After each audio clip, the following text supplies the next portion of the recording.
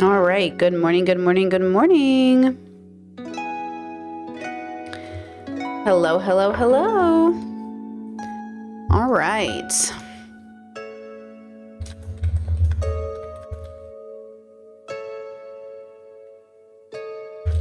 All right. All right. All right. Okay, let me pause Elvin's music at 1, 2, and 3. All right. Good morning. Welcome to our first episode of Back to the Basics. It's going to be good. I think it's going to be digestible.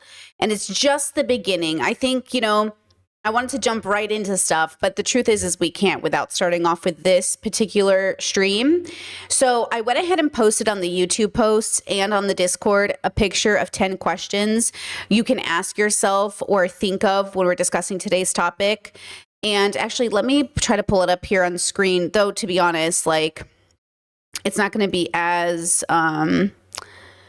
let's see, it's not going to be as legible because it is a bit small, but you might be able to, easy to fall in love. Okay, hold on here. Ba-da-da-da-da-da. Let me try to bring it. Yeah, it's going to be a little weird. It's not going to be, the font is a little bit too tiny, I think, to really, especially if you're listening on the phone, it's going to be a little harder to digest. But that's why I put it on the YouTube post, and I made sure to feature it on Discord as well, so you could read it there. So just, keep that in mind. It will be better if you can just pull it up on your own, but it's not necessary for today's stream. It's just helpful. I'll be reading them out myself, so don't even worry about it. But today we're going to go down to the basics, and we're going to start with why. Why you exist, why you're here, what it means to exist, why do you exist and why does it matter? I think that's a really important topic. I think people just kind of skip that and go straight into whatever the vibe of the culture is around them. But I think that's also why the meaning crisis is so prevalent right now. So I just want to, start off with that. And then tomorrow we'll be talking about gender. Why patriarchy bad? Why misogyny bad tomorrow? And it will continue from then on. So let's go ahead and start with, why do you exist and does it matter? We're going to start with our Tao Te Ching. Okay, girls, I have one ready for you. It's called, opened the wrong page. I need this page. This one, I have 2 saved for us today. The first one is The Plain Way. Okay, it will make sense in a second. Tao Te Ching, The Plain Way. Even if you lack great learning, still you can walk in the ways of the great Tao. It is not ignorance, but cleverness that you should fear. The great way is very plain, so the proud prefer the bypaths. When the palace is splendid, the fields are likely to be weedy, and the granaries empty. To wear jewelry and silks, to flash your weapons, to eat and drink excessively, to store up wealth and treasure, this is the way of robbers. Pomp is contrary to the Tao. So, we do philosophy here. My name is Brittany Simon. I do philosophy through pop culture. And when I created the framework of the levels, because it's a numbered system, which is just easy for people to remember, and it's easy for me to remember, and because it's a 1 through 5, people think the point is to be a 5. The point is not to be a 5. The point is to accept that there is no point. And joy at most might be the point, right? When we speak philosophically, what I think this passage is saying in the Tao is that it's not about, who's the most college educated. Because often what I hear from people is, do you think people in remote countries or in places that don't have the internet can be 5s? Yes, because the framework of the levels is not to be the smartest. It's a relationship with self and everything outside of the self. And intelligence isn't the issue with the world. The problem is that the world is not intelligent. The problem with the world is that it's not wise. It's not humble, right? So when we have this conversation about intelligence, I think of it more or less about whether or not a car runs. It doesn't really matter if the car can run. It matters who's driving it. So for me, I'm not concerned about like, I think every car, every person functions. The question is like, what does that person do with that functionality? What do you do with your life? So, it's funny. I feel like when we read stories, how we find meaning, it's so clear to me like who the bad guy or the good guy is. But I think sometimes we need visuals. So, okay. So the Tao Te Ching says, to wear jewels, silks, to flash your weapons, to eat and drink excessively, to store up wealth and treasure. This is the way of robbers. And then look at this. The White House under Donald Trump has had quite the makeover this year, and he's only just... Look at that. Look at that. Trump has had quite original White House makeover this year, and he's only... New White House.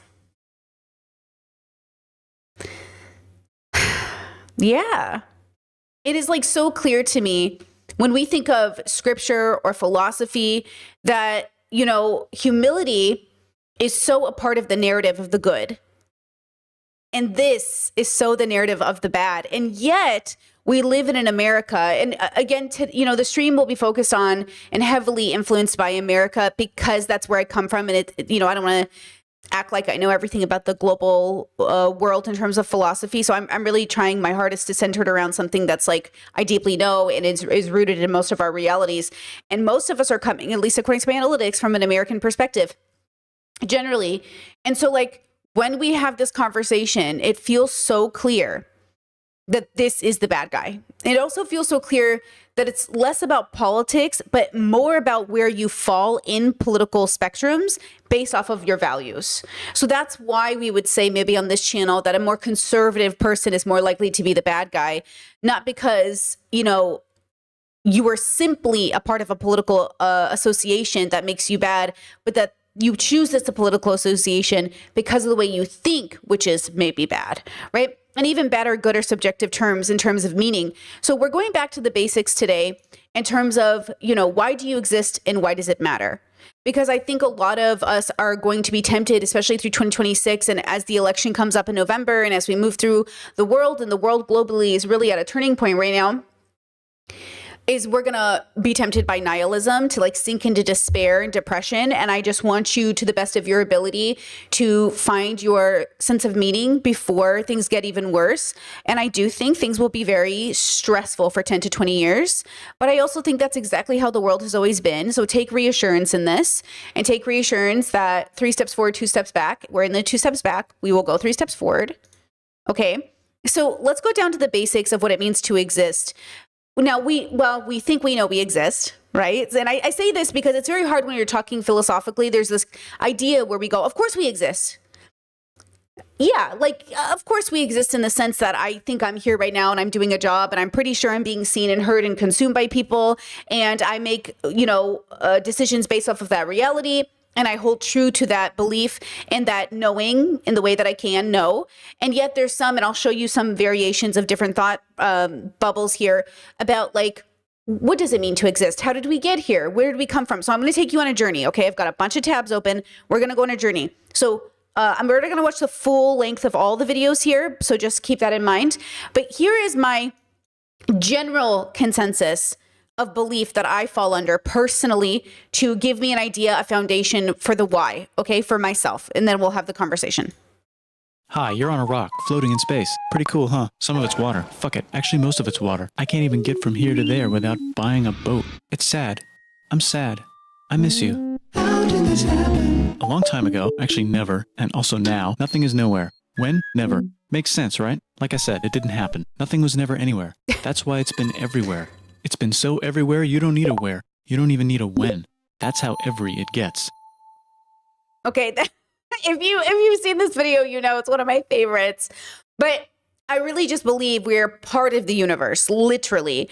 That I don't believe in a God or magic or any access to that knowledge. Though you might know something I don't know, I don't believe it, and I don't have the evidence to come to that conclusion. So I don't have the data. I'm a very data girly, and I don't have that data. So maybe you know something I don't know. Maybe you have some sort of relationship with a God that I don't have, that is separate from the thoughts in your mind, which is typically what people have when they say they have a relationship with God. They're having a relationship with their consciousness in which they sort of like project outwardly into this like being in the sky. Fine. Okay. I think of myself more or less as a biological creature who's enmeshed in a part of the universe. She's not separate. I do not exist above it. I do not transcend nature. I am nature. I am, and I am just a part of this time and space. In the same way that if you have a pet, and the pet dies, that pet was a part of your life for 10 years. I'm a part of the universe's life for 10 years or, 80 years or whatever. The idea is that that is my foundational belief. You have to create a foundational understanding of your existence. Now, you can skip this part technically and give yourself a full agnostic permission to just simply be and then to find things along the way. I find it to be very helpful to sort of solidify belief versus knowing. So again, what I believe to be true, what I know to be true. So what I believe to be true is very important here because it allows me to set myself up for having a relationship to myself, which is nature, and a relationship to nature itself, which is everything else. But, I am it and it is me, right? I will answer questions, of course, during my monologues here. Do you ever think about multi-dimensions? So, We're gonna lightly touch on some variation of that bubble, but not very deeply in this live stream today. And no, to be honest, barely, little. To be honest, it's either the science is way above my pay grade, and or I just don't really think about it too much. I mean, of course I do hypotheticals, and of course I consider it. But to be honest, in a spiritual sense, you could say like, the Brittany in a different dimension or the multiple dimensions or like what it means to even be in multi dimensions. I more or less stay away from that particular bubble outside of like mild curiosity. I don't think it's very helpful to the way that my brain functions, but whatever is true is true. So this is a part of my radical acceptance journey. I am not here to argue with what is true. I'm here to explore life for what it is. So if something should come to me, if I should understand some sort of relationship to something that is true, like that's okay. I'm open to it. I'm not going to fight what is true. That's not my job. My job is to experience what is true and to go from there. So I'm not closed-minded, but I certainly, I don't think I appreciate the way people can move their whole existence around a belief system and then make prescriptions. So when I say you have to make a foundational belief system, or you should, I'm not making a prescription. I'm saying it's helpful. But if you make one in which this is your belief systems, okay, let's say, that's fine, but be careful of your desire to make prescriptions. And that's really the cautious tale we're going to learn today, is that usually what happens is people make a foundational belief system, then they start making prescriptions about how everybody else should live. This doesn't mean that we don't have morals or ethics, or we don't want to move society in a better direction, or we don't have rights from wrongs, or we don't have like nays and yays. It means simply that we must be wary of the perspective we are coming from when engaging in anything that sounds like a prescription. And I know the way I talk, people always say, Brittany, sounds like you're making a prescription. I'm not making a prescription, but I will make suggestions based off of your desired outcome. And my desired outcome is to know what is true. My desired outcome is joy. My desired outcome is harm reduction. Those are my desired outcomes. So everything I do moving forward is based off those things. Now, let me pivot really fast to this questionnaire here I created. Let me pull it up for myself on a bigger screen because I can't quite see that. And I'm sure you can't see it either. So don't even worry about it. I also posted it on my YouTube posts, and I posted it over on the Discord so you could read it a little clearer. I know it's small. It is what it is. The first question here, just 10 questions to ask yourself, no pressure, and answer each question if you can as its own question. Don't think about the question before. And yes, the questions might sound the same as you go along, but again, answer the questions as singular questions. Number one, what does it actually mean to exist? Am I just a body moving through time, or is there something deeper like a consciousness or purpose that makes me me? Okay, so let's go with that first one. What does it mean to actually exist? This is the dilemma.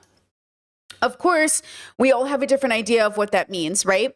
We're struggling with the story we tell ourselves about what it means to actually exist, and that's why people might have the theory that we don't exist, or we're just our brains, or we're just our bodies, or we are a soul, or they'll come up with a story, right? And then on top of that story, there's a secondary part that throws a wrench in answering that first question, which is the second question. Again, pretend the first question wasn't asked now. Second question, is the self I think, okay, is the self I think I am even real? or is it always shifting? If who I am keeps changing, what part of me is the true self, if any? So, okay, the self and exist are two different things. So even though they sound like the same thing, they're completely different. Okay, to exist is not the same as self. And I know that's really hard because people they think that the simplicity of them existing is the self. But I would say like these are completely different things. Kind of like the spirit of versus the physicality of. So like I have this physical body, but the spirit of my body is the thing you call self or the thing you call Brittany, right? Something like that. In the same way that you might look at a pair of twins and they're identical, and the differences between them is really the spirit between the two, the differences of the two, the consciousness, if you will, the personality, whatever the thing that makes them, that thing, that's the thing that you might call a self, right? And then the secondary part of that number 2 question, if who I am keeps changing, what part of me is true, if any, is really important when you're on a deconstruction journey. And because we're on a deconstruction journey, a lot of us, we are going to shift over time, but there's a foundational part of us that stays true, that stays real, okay? So let me show you that in Paint. So as you move through life, okay, you start over here, you're born into a family, you're born into a culture. And as you move through life, there's that, the black line, okay, that is the world. That's the world around you. It keeps going whether you do or not, okay? Then there's like the fact that like you exist in this world, okay, in your physical body. Okay, let's say you die right here. Okay, let's say you die right here. Okay, this is your death. Okay. But before you died, you lived. You lived, and the living looked something like this. Okay? It wasn't a straight and narrow line. You went on a journey. Okay? And this journey is what creates and contributes to the you that you started off here. So this you is as real as this you here, and as real as the you that people will remember after you die. And to be honest, the you that started off here is just as unreal as the you that died, as is the you that people remember after you died. All of these versions of you are as real and honest and true as they are false and flawed and untrue. And you have to hold these two contradictory thoughts. Okay, you have to hold the two contradictory thoughts. So when people say, well, didn't you say that? I'll use myself as an example. Didn't you say this in a YouTube video 5 years ago? Oh yeah, I did say that. But like not me, a different version of me said that. Well, what do you mean? Isn't that you? Yeah, but like she doesn't exist anymore. Well, didn't you say it though? Yeah, but like I didn't say it. She said it. I am not her anymore. Now, you might be you from the past because you never grew. If you do not grow and change, then it is still the you that said it, right? But because I'm so different than the girl 5 years ago, I would say, oh, she's just wrong. Like, this is what she said, but I'm not her anymore. Now, I'm still responsible for my past actions, as my past is just as relevant and important as the present. And yet, if you truly change and transform, then the version of you that existed is also dead. It's kind of like imagine you're a kid and your parents, you know, they only see you as your 15-year-old self. Even though you know you've grown, even though you know you're 30 now, and even though you know you've lived a whole life, your parents, every time they see you, you're 15. Okay, you come home to visit at 30, you have a job and an apartment, and when you get home, they tell you to make sure that you do your homework and go to bed by 8 p.m. And you're like, I'm 30, you can't tell me what to do anymore. They're like, you're not, you're 15. It would feel really, really strange. It would feel very, very strange and almost like very like scary, almost to be like gaslit, almost to be so objectified and not seen by the people who should know you the best. But the truth is they also get sort of stuck in their own perception of others, which is why in order to perceive ourselves correctly and perceive everything outside of ourselves correctly, we must deconstruct, we must grow. You will be as flawed as a parent who cannot see their child has grown, okay? As an adult living in the world, viewing outsiders or outside of yourself, everything outside of yourself, okay? You will be that parent if you do not do the work. Okay, so if it helps you, you can think of the world as not your child, but this thing that you feel like you deeply understand and therefore you don't need to learn anything more about it. Oh, I already know. I already know what the world is about. I don't need to learn it. That's what the nihilist is. The nihilist is the person who says, I already know all the answers. And it's awful. It's horrible. It's the worst thing that ever happened. You don't know nothing. The arrogance of the nihilist is to come to a conclusion of, I know. And I'm saying, you do not know. You do not have that data. We do not have the data for what human beings are doing here. We do not have the data for how we got here exactly. We have some really good ideas, but they're ideas. Okay, let's go to the next part here. Okay, actually, wait, did anyone leave a comment that I should answer really fast? Da, da, da, da, da, da. And this is just how my brain works, translated to the way your brain works, if that's helpful, right? Because that might be helpful to your guys' brains. Okay, I love that you're all sharing. If you guys have any specific questions for me, just let me know, and then I can stop and answer those. And I see you're talking to each other, which is good, right? Okay, let's look at this, and then I'll take you on an adventure. So this is How does a theist become hold on. This is religion for breakfast. Okay, just watch this few seconds with me. How does a theist become an atheist? One popular explanation is reasoning and rationality. If the tenets of one's religion do not hold up to someone's rigorous intellectual scrutiny, then there's a good chance they will become an atheist. This explanation is very popular among the so-called new atheists, a group of scientists and philosophers who, since the early 2000s, have criticized religion and its role in government and society. This came up in a roundtable conversation between the so-called four horsemen of atheism. Now, when I was coming out of religion, this was the group. When I was coming out of religion, you guys know, this was the group of men, all of which 2 have died and 2 are alive. But they were generally, at least most of them, had problems. Misogyny, transphobia, the whole 9 yards, Islamophobic, xenophobic, like they have problems, okay? And yet they were very pivotal in transforming Christian America into something a little bit different. Now we're going back to that, right? Christian nationalism is being introduced through Trump's administration. So the world is shifting once again back in sort of my childhood direction. But there was a time when this was the most rebellious you could be. Christopher Hitchens, Daniel Dennett, Richard Dawkins, and Sam Harris, who put it this way: I'm constantly getting email from people who have lost their faith and were, in effect, argued out of it. And the straw that broke the camel's back was either one of our books or some other process of reasoning. Sam Harris seems pretty clear with Okay, pause there. Let me show you this. It says, why aren't chimps still evolving into humans? This is Richard Dawkins. Dawkins. Okay, is the one where there's a huge deviation in reality, societally speaking, okay? We're hopefully my stream stays up. It looks like I got copyrighted, but I think I'm still here, probably from this video. So we deviated in terms of culture, right? A deep misunderstanding of what came before, what was the original, what we could rely on, what gave us a sense of meaning, what gave us a sense of purpose, how we came to be. Now, okay, just to answer these 2 questions, because I think they're important before I continue. Discord said, when you say the self, do you mean identity? No. So going back to, let me pull this up. Going back here, okay?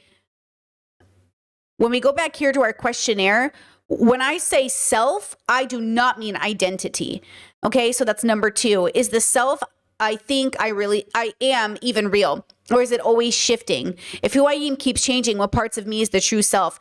I think the self is more foundational to identity.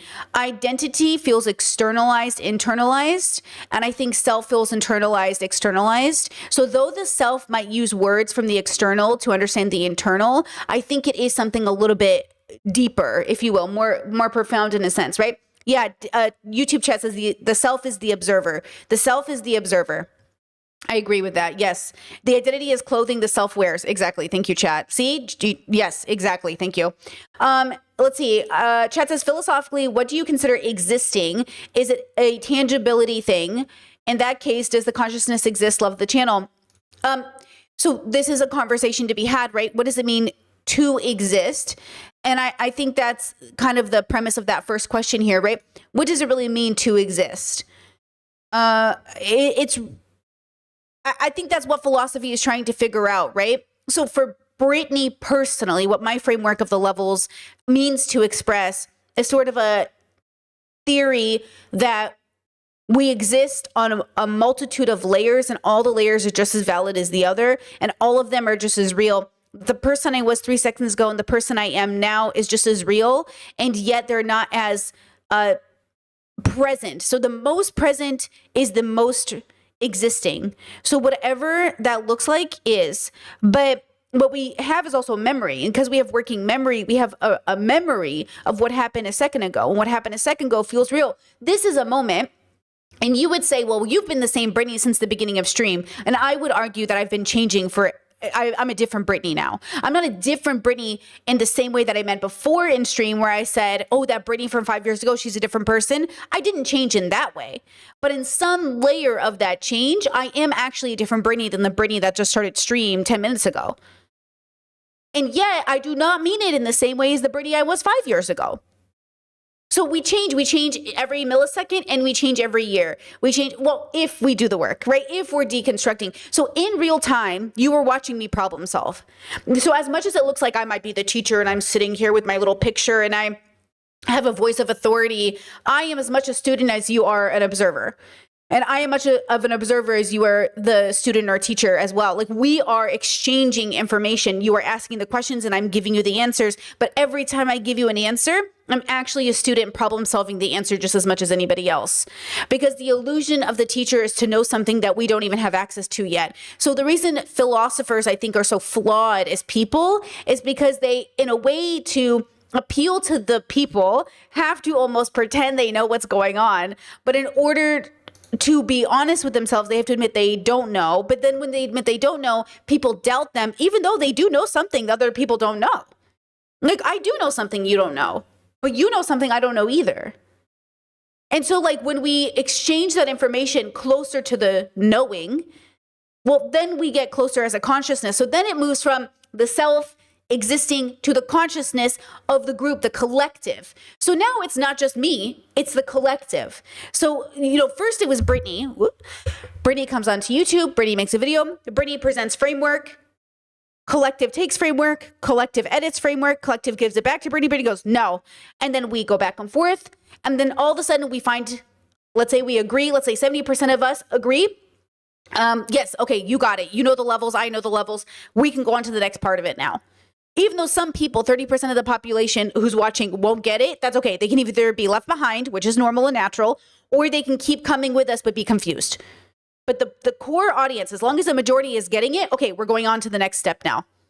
Okay, the next step is clarification. The next step isn't knowing or solving, it's clarification on what we already are observing. Right? So I think, when we ask the question, like, does the consciousness exist? We don't even know if we exist. I mean, we think we know we exist. And I think that's really, really important. I think that's really valid. And I think it's really true. But I also think it's just as true as the consciousness existing. Chet says, so are you saying that everyone has a different piece of the puzzle? Yeah, I think, generally we always use this, we always reference Robin from One Piece, where Robin is a collector. She's basically a historian in the show. And Robin collects information from around the world to make sense of a missing part of history, right? That's kind of her storyline. And that's what I think life is. Life is all of us looking for those missing pieces. But just like in One Piece, not everybody's actually interested in doing that. Some people are doing it for the wrong reasons as well. Some people just want to know the hidden history to find power or status. Other people want to find it so they know, right? To know something. But I think we have to also have an understanding that, like, not everyone's going to pursue things in the same way. There are so many people that come from so many bubbles who really feel like they discovered something or came to know something, or they really, touched magic, if you will, but then they look like they're really living ordinary lives. And that's sort of the irony of being a person, is like, we're talking about the great cosmos and God and magic and powers and, a reincarnation. And then we're like, hey, you guys want to get McDonald's? Oh my God, did you hear what Ben Shapiro said? Oh my God, love is blind, am I right? And that is what being a human is. Being a human is caring about the fact that we exist and what's happening on Netflix. You know what I mean? Like, that is the part about being a human that we're not radically accepting. We are all the things all at once. We are profound and complicated creatures and simple all the same, right? Okay, now, hopefully we don't get copyrighted again. Check this out. Okay, this is Sam Harris being interviewed. Why smart people turn to Christianity. What are your thoughts about the likes of Ayaan Hirsi Ali, Charles Murray, and other people right of center suddenly finding Jesus after considering themselves atheists or secular and moving into Christianity while claiming it as the bedrock of Western values? Well, I've avoided commenting on this specifically in many contexts. Now, if you don't know the history of Sam Harris, I won't get into it, but the recent history is he was just like the original group of the Four Horsemen. He was part of the, oh God, I just forgot it, dark internet, dark net, dark web, something with Jordan Peterson and Joe Rogan and everybody. Anyways, and he kind of had to denounce his friendships with a lot of these people because they were very pro-Trump, and he is not. Yeah, dark alignment, not dark triad. I was going to say dark triad, but it's not dark triad. I think it was like, intellectual dark web. That's what it was. Thank you, chat. Intellectual dark web. Well, Sam Harris had to denounce a lot of his associations with these people because they're going full conservative. And look how he handles this question, okay? And I think your Well, I've avoided commenting on this specifically in many contexts. Substack fans know this, which is why they've asked this again and again. Well, I mean, so first, I never want to say anything about Ayaan that is derogatory. I mean, I think Ayaan is just a straight up hero to me, and she should be to women everywhere. I mean, that's just. First of all, don't tell me what I should like. Second of all, he is talking about a woman that you probably don't know. I'll introduce her to you. She's infamous in my former Catholic bubbles because my, relatives love her. My mother loves her. She's super anti-Islam. She was severely abused in the bubble. She talks, she did a lot of, quote, like amazing things as a woman under patriarchy, and yet has recently chosen to be a Christian, thus adhering to a patriarchal system. So Sam Harris, because he's so Islamophobic, does love her story because she fights against Islam. It's just, when you fight against Islam and not Christianity, you can't be trusted. When you fight against Christianity but not Islam, I can't trust you. The truth is either all patriarchy or no patriarchy. You either are anti-patriarchy or you promote patriarchy. And in my mind, nothing good comes from patriarchy. Patriarchal systems, not good. So Sam loves her. He's friends with her. He likes the work she does against Islam, hates the fact that she's Christian, right? I think that's just the ground truth of where I think she should sit in people's minds. But she's not perfect, right? And I don't. And this is why that's funny when he's like, women should admire her and love her. But why would feminist progressive women love her when she's standing up for patriarchy? So when he says women, all women, it's like, no. I think her defense of her conversion to Christianity makes much sense. Listen to that again. I don't think her defense of her conversion to Christianity makes much sense. Certainly, she didn't give any reasons why she now believes that Christian doctrine is true. Right? What you have in the case of many people is the argument that we as a society need an attachment to Christianity or some other faith. Which is why Richard Dawkins is doing the whole culturally Christian thing. Okay. To resist the slide into Islamic theocracy on the one hand, or just a secular wasteland of meaninglessness and porn addiction and distraction and social media poisoning on the other. Remember, Sam Harris also went full Buddhist and has a Buddhist series and a whole Buddhist thing, which I roll. But okay, mostly because I feel like he has a bad relationship with Buddhism. But that's my criticism of him.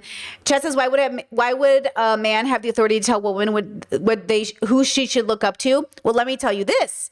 So this is why Sam Harris is so obnoxious to me, is he likes to say he's a hero or a advocate for women, and that's why he advocates against Islam, right? Because he thinks all women should be educated and men in Afghanistan don't. But instead of fighting Islam alone, I wish he would fight patriarchy, the same patriarchy that uplifted his voice and all the men he knew in his life as the primary intellectuals of the time. And notice no females were at that group. Notice that none of the women are ever at these tables of these intellectual dark webs, these four horsemen of the apocalypse, none of these fucking, you know what I mean? Where are the women?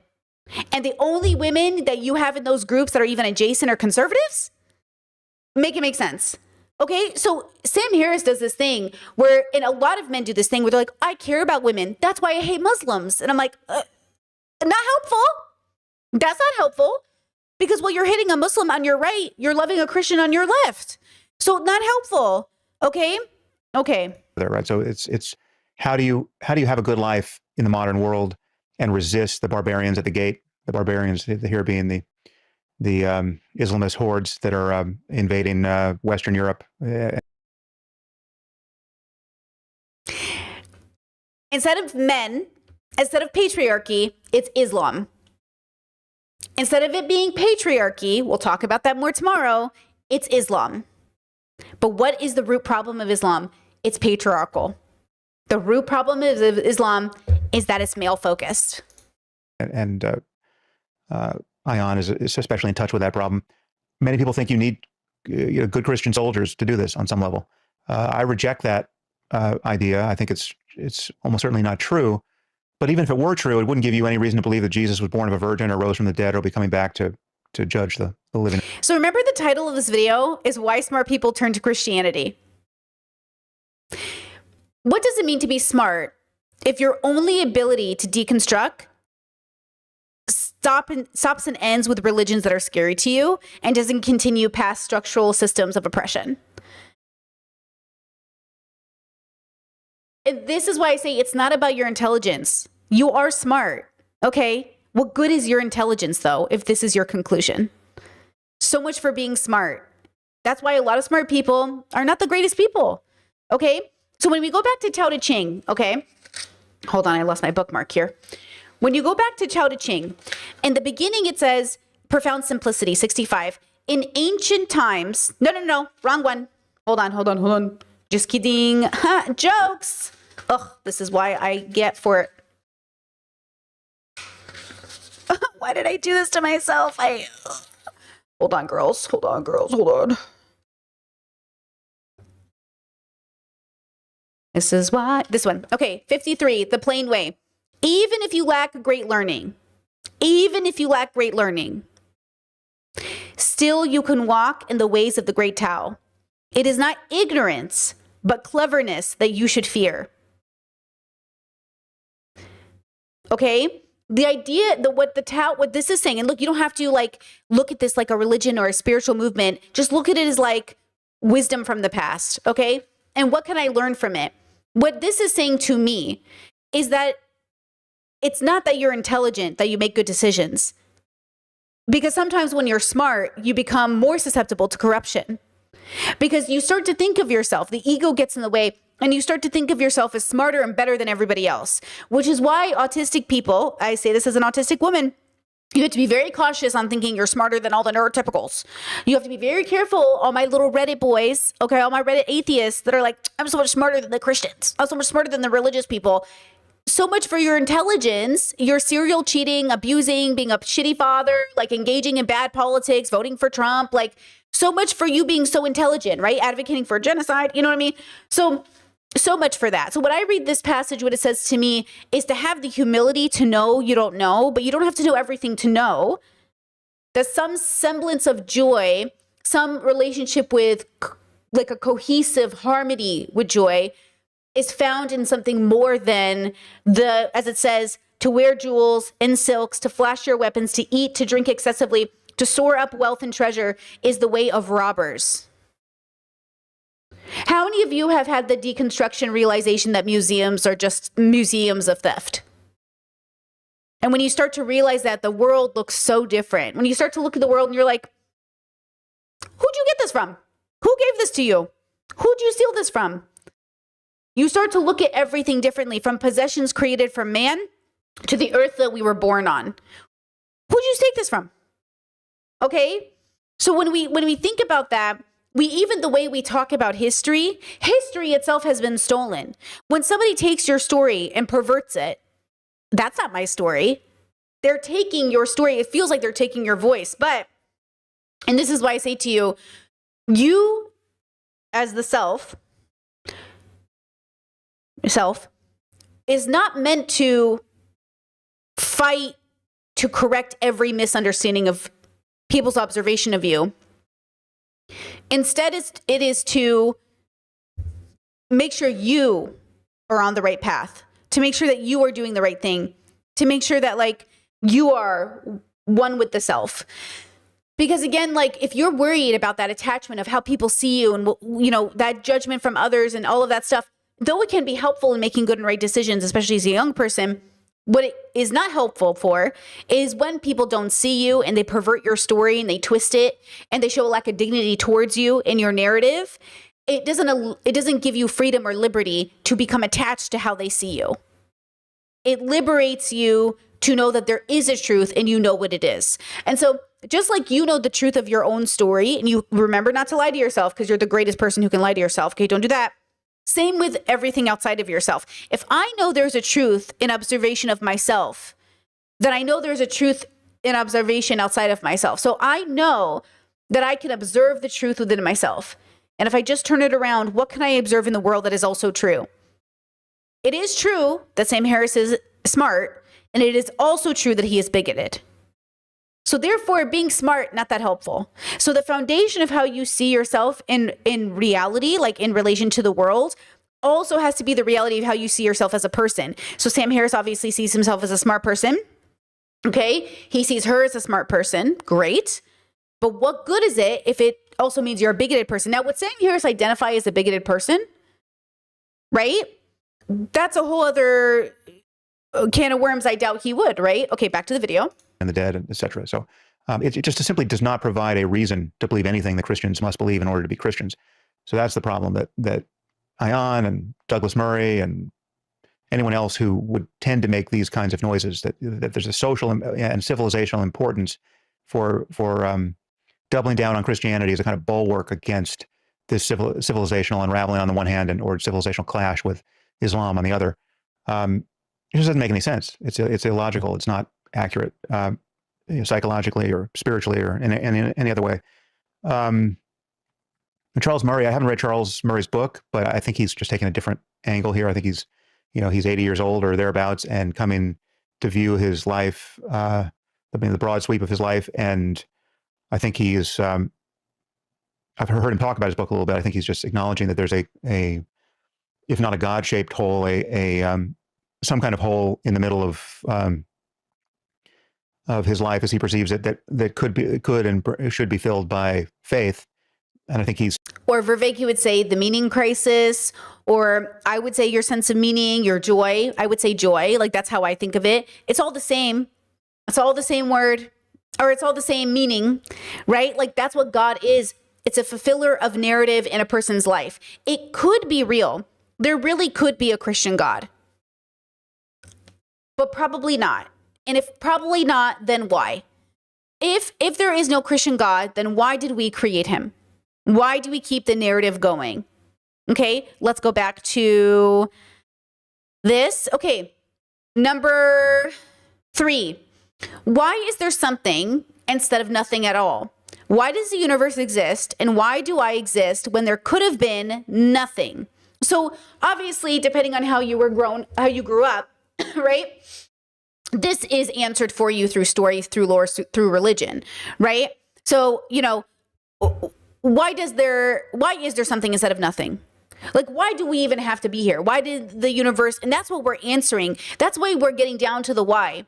Well, there really just could have been nothing, but why was there something? Why did something happen to come about? And that's what people are trying to figure out in the science communities. At least that's the idea, right? Okay. TMM in the chat says, could there have been nothing? ? I'm not convinced that was ever really an option. Well, I'll leave that to the scientists because that's really what they're here to answer, right? Could there have been nothing? I think philosophically, when we ask that question, I think it's more or less like almost like a hypothetical more than a literal. So I don't think of it literal personally. I think of it more, if there could have been nothing. So, why does the universe exist and why do I exist if there could have been nothing? It's sort of I don't think of it as a literal question because I don't think I have the answer to that. So instead I think to myself, how would it feel to have been nothing? Right? What would it have meant for nothing to exist? Because even the nothingness that exists might have been something, right? So there's that sort of back and forth that forces you to sort of keep pulling apart and deconstructing the sense of meaning, right? Chet says, is there an ultimate reason? Well, I don't know that. And I right now am settling on the reason being simply that you exist, which I think is reason enough. But I think that can feel unsatisfactory to people. But for me, it was unsatisfactory until I also combined it with the sense of meaning. So the reason is simply that you exist. This is the reason. Okay. And from this, you create meaning. And the foundation of this is it. This is life. This is it. You exist. And now it's a battle with the self and everything outside of the self about what it means to, quote, be good or show up or be good enough. And then we're fighting all of these things. Because remember, like a lot of this conversation is happening in the macro. And then we zoom into the micro of our little lives. Like think about something as big as why are there any more, is there human life on other planets? Huge question. Whoa. Okay. Zoom in a little bit and zoom into like the United States just kidnapped the president of Venezuela. What the fuck? Zoom all the way in to the fact that all of us have to remember to like clean our toes tonight. Very important. Zoom all the way back into the fact that like some people are really struggling to brush their teeth and like that's not going to happen today. Or I have to pay my bill and I know I'm going to overdraft. Or my credit score just dropped to 400. Or, oh my gosh, I actually just won the lottery and now I'm worth $22 million. At the same time, the universe is questioning its own existence. This is happening, this is happening, this is happening, this is happening, this is happening. So this illusion, and this happens in the micro of politics. People go, we're going to dismantle patriarchy, and then boom, fixed. No. We're going to the best of our ability, dismantle or chip away at patriarchy in the hopes that we will be better people in the future, understanding that it will still look the same for thousands of years. Nothing we do today will change anything for another thousands of years. In the same way, we're still referencing Jesus Christ from 2,000 years ago. In the same way, you have to ask your boyfriend, do you think about the Roman Empire? In the same way that like there are Roman ruins and roads through, Croatia where I live, in the same way that we're living history every day, time doesn't work the way we think it does. So in our heads, we're like, we're going to get this done. We're going to get this done. We're going to get this done. It's going to go forward. It's going to go back. It's going to go forward. It's going to go back. Like always. So then you have to release it and let go of the attachment to outcome and accept that you simply are chipping away and making something good of something. Good being subjective, but hopefully the good comes from the lack of harm. That's kind of how I think of good. Is the good sort of an attempt at harm reduction to the best of my ability? Is this the best? Then you have to ask yourself, okay, is this the best of my ability? And then what is the I and what is the ability? So you have to deconstruct the I and the ability. Right? Okay, now, number 4, does my life have meaning baked in, or am I the one who has to make it? Is meaning something out there to find, or is it just a story I tell myself? So obviously, this is the largest fundamental question to this discourse. Is there a meaning outside of the consciousness and brain that is functionally Brittany Simon? And is that meaning something she's fulfilling, or is that meaning something she's creating? And I think it's a combination of both. So I have a theory, this is my own personal belief, it's not something I know, that I am in charge of the micro, and then the macro is sort of that push and pull that I feel myself going in a direction. The more I meditate and the more I deconstruct, the less bigoted, the more compassionate, the more loving, the more patient, the more everything, we head in a direction, which to other people looks one way and to another person looks another. But what it really is what I know it is. Okay. And that push and pull might be sort of a inherent meaning.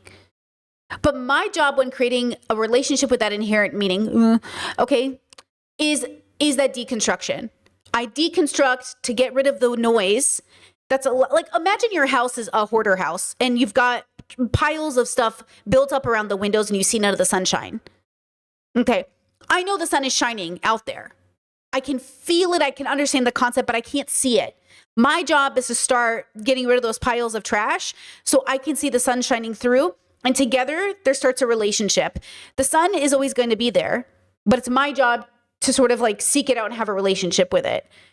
And so, again, I don't know that there's like actually some objective meaning to the universe, but just like the meaning of a caterpillar's life might be to be a butterfly, then so too maybe the meaning of my life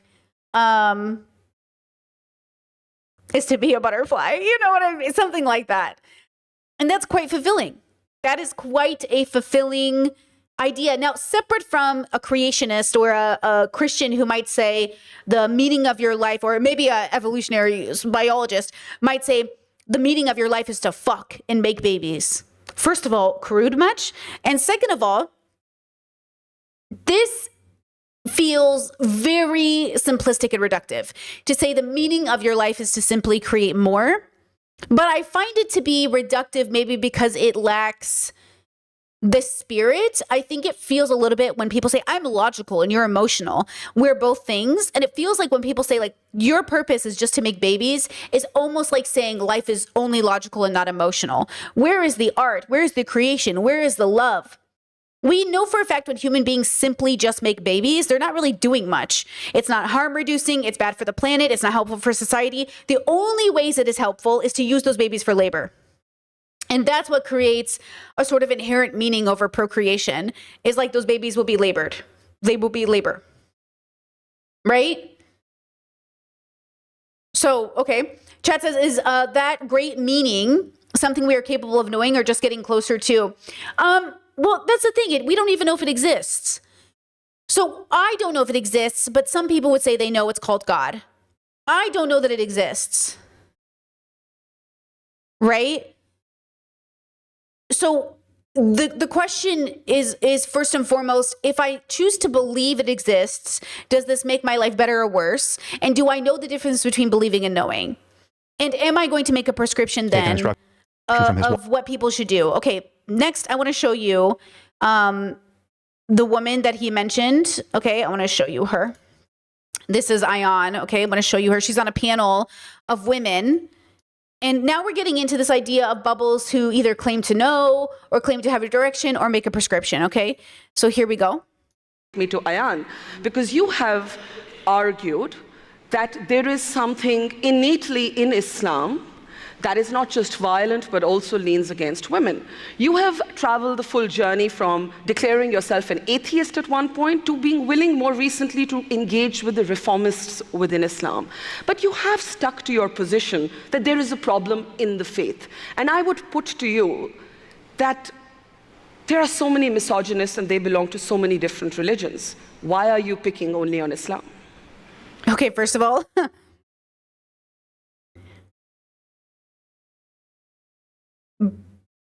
that question is so good. Listen to it again. Belong to so put to you that there are so many misogynists and they belong to so many different religions. Why are you picking only on Islam? Okay, first thing first. There are so many religions and so many misogynists, or so many misogynists who belong to religions. Why are you just picking on Islam? First of all, hilarious. Okay? Second of all, it forces you to ask if you're truly against misogyny or patriarchy, well, I guess this case misogyny, why only go after one section of it, right? This is very important. It's a multi-layered question in my mind, but I think it also points to the issue with these religions. Why are so many misogynists attracted to religion, right? So Ayan is the one at the very end here. Thank you. Any public relations person will tell you never open your remarks with statistics. And I'm famous for being disobedient. And so I'm going to do just that. And I'm going to take from a Pew Research, and Pew does this research on religion, and particularly in the Islamic world, year after year. In 2013, they had the following question. They have this question all the time, but here goes. Do you favor or oppose making Sharia law or Islamic law the official law of the land in our country? 72% of Indonesians, 99% of Afghanis, 82% of Bangladeshis, 84% of Pakistanis, 74% of Egyptians, and on and on and on it goes, these overwhelming majorities of Muslims who favor Islamic law.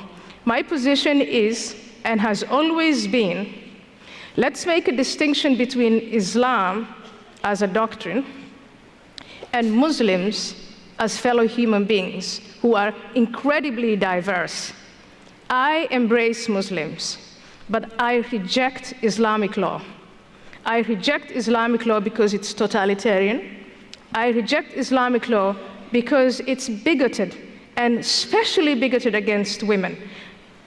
Where Islamic law becomes the law of the land, if these attitudes are translated into law, women will need a male guardian. Child marriage is reintroduced. Pause. So what's the issue with her argument? Children are being married in the United States. I covered this in one of my last pods. So that's already happening. Christian nationalism is taking over America. She identifies as a Christian now. What's up with that? Okay. They want to bring this into the USA in the form of Christianity. Christians are so worried about Muslims. They want to beat them in the game, right? They want to beat them to it. Look, it's true that a lot of governments around the world are Muslim run and they want the religion in the government. That's not unique to Islam. If you ask a lot of Catholics, they would love a Catholic government. Hell, I live in Croatia where the government is technically like sort of Catholic. Like it's a nationalist country, but like also, you know what I mean? Like, yeah. The issue is that when Christians think of a Christian government, they think it's literally safer and better than a Muslim one. Because they don't understand that in a Muslim religion, they might feel subjugated, but in a Christian one, I feel subjugated. But they don't care about mine, they care about theirs. They don't care about LGBTQIA people feeling bad with a Christian government. They only feel bad for themselves under a Muslim one. But it's kind of the same to me. Like whether it's a Muslim government or a Christian one, I mean, depending on the Muslim government, it's kind of the same. It's patriarchy. Like sure, Afghanistan is the worst of it, right? One of the worst of it is Afghanistan, right? Women can't even talk to each other. And that's men making decisions, entitlement, right? Modern day Muslims, most Muslim scholars wouldn't even, you know what I mean? And maybe that's why people say modernize religion, modernize Islam, modernize Christianity, right? Sure, that's one way to do it. But ultimately, we want to deconstruct past this need to even have a patriarchal religion in the first place, a patriarchal idea in the first place, right? You will be disinherited. If you're raped, it's your fault and you get stoned to death. And we see numerous... All of these things are found in Christian doctrine and or Christian bubbles. As much as they say they're not, as much as my Catholic family will say, we would never disown you if you were raped. Yeah, but you would disbelieve. You would doubt. You would victim blame. Okay? Conversations my family has really had is, let's say it's a teenager. There was a situation where it was a teenager and a much older person. Okay? And they were like, well, how accountable is the teenager? And I'm like, zero accountability. What do you mean? Zero. It's the adult. And they go, well, what about like 50-50? No. Or if you're raped, they'll say, well, what were you doing there? Didn't I teach you better? Didn't I teach you not to be there? Didn't I teach you not to be in those communities? What communities? People communities? Didn't I teach you? Didn't I tell you not to be alone with a man in a room? Didn't I warn you not to be alone, not even with your family? These are real conversations I've had. So as much as we want to say, oh, it's Islam, it's Islam, it's Islam, it's Islam, it's patriarchy, it's everybody, it's people, it's your parents, it's your families, it's your governments, it's your president, it's everybody. And we are trying to say, why are you picking on Islam when you should be picking on everybody? I would love her if she would go after everybody. So the fact that she recently said she's a Christian is why women don't like her. Because we can't trust you. Now you're still willing to side with patriarchy as long as it looks good to you, right? Examples of that today. I reject Islamic law because it's inherently hostile to women. It is so bigoted.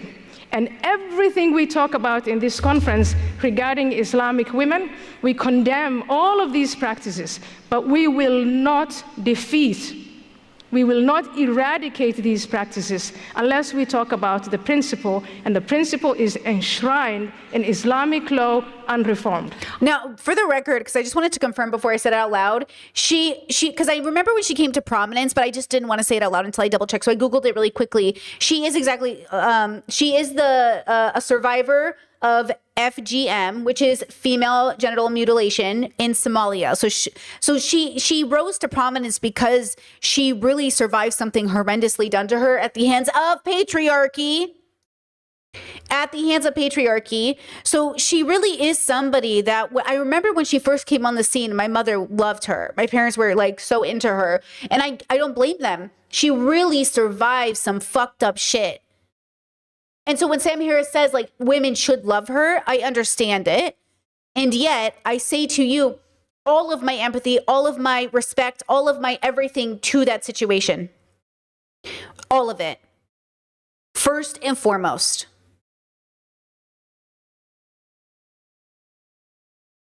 And respectfully, I disagree that Islam is our only problem.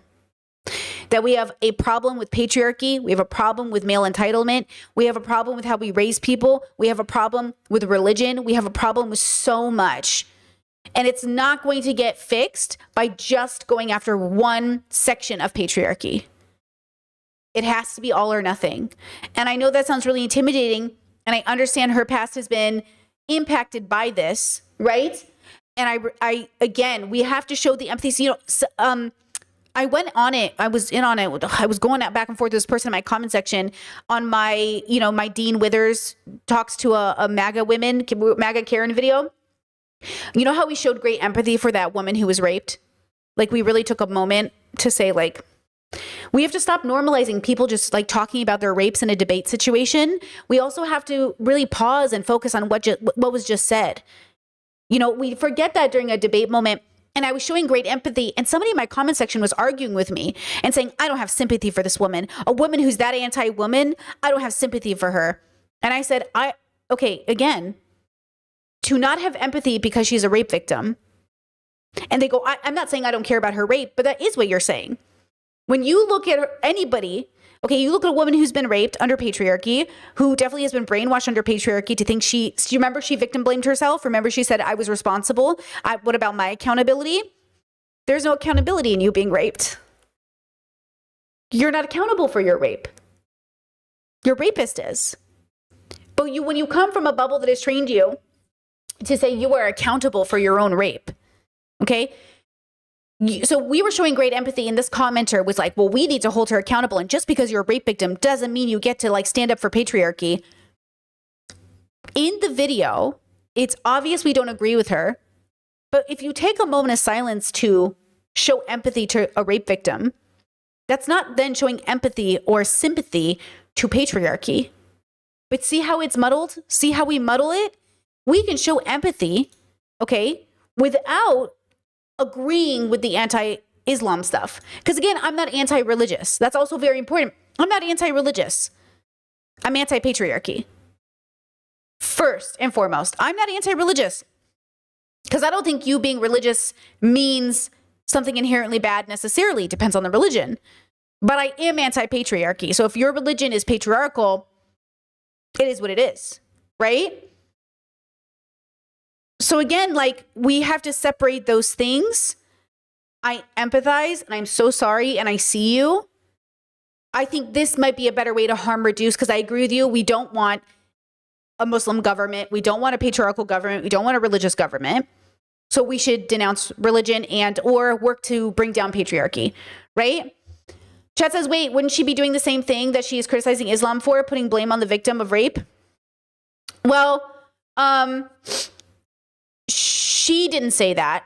No. The woman we were talking about who victim blamed the rape victims was the white woman in the Karen video, not her, not this video here. But let's go back to this video here, okay? Aren't the orthodoxies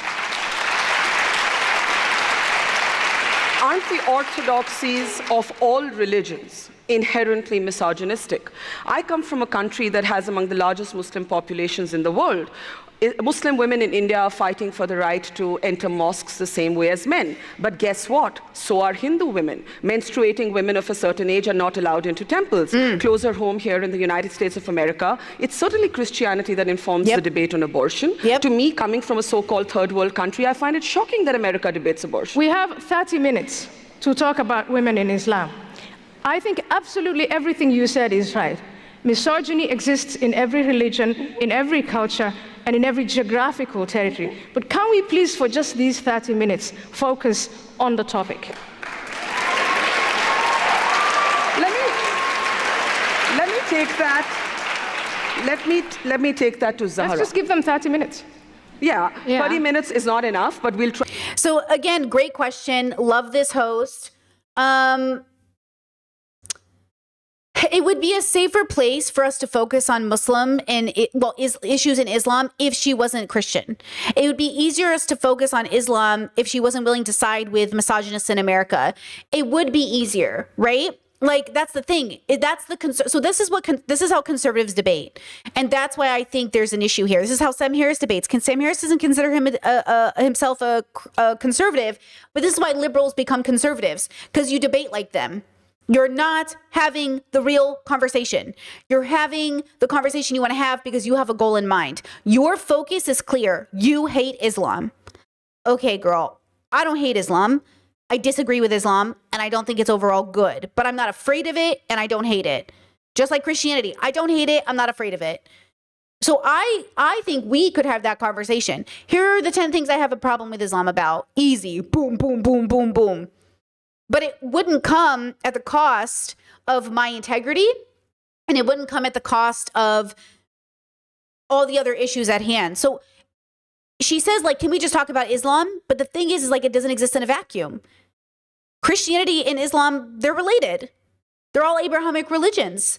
So, like, for her to say, like, can we not get sidestepped? It's a good question that I think relates to Islam, right? Try our best. And unfortunately, 30 minutes is not enough to talk about women in Islam, women in Islamic Sharia.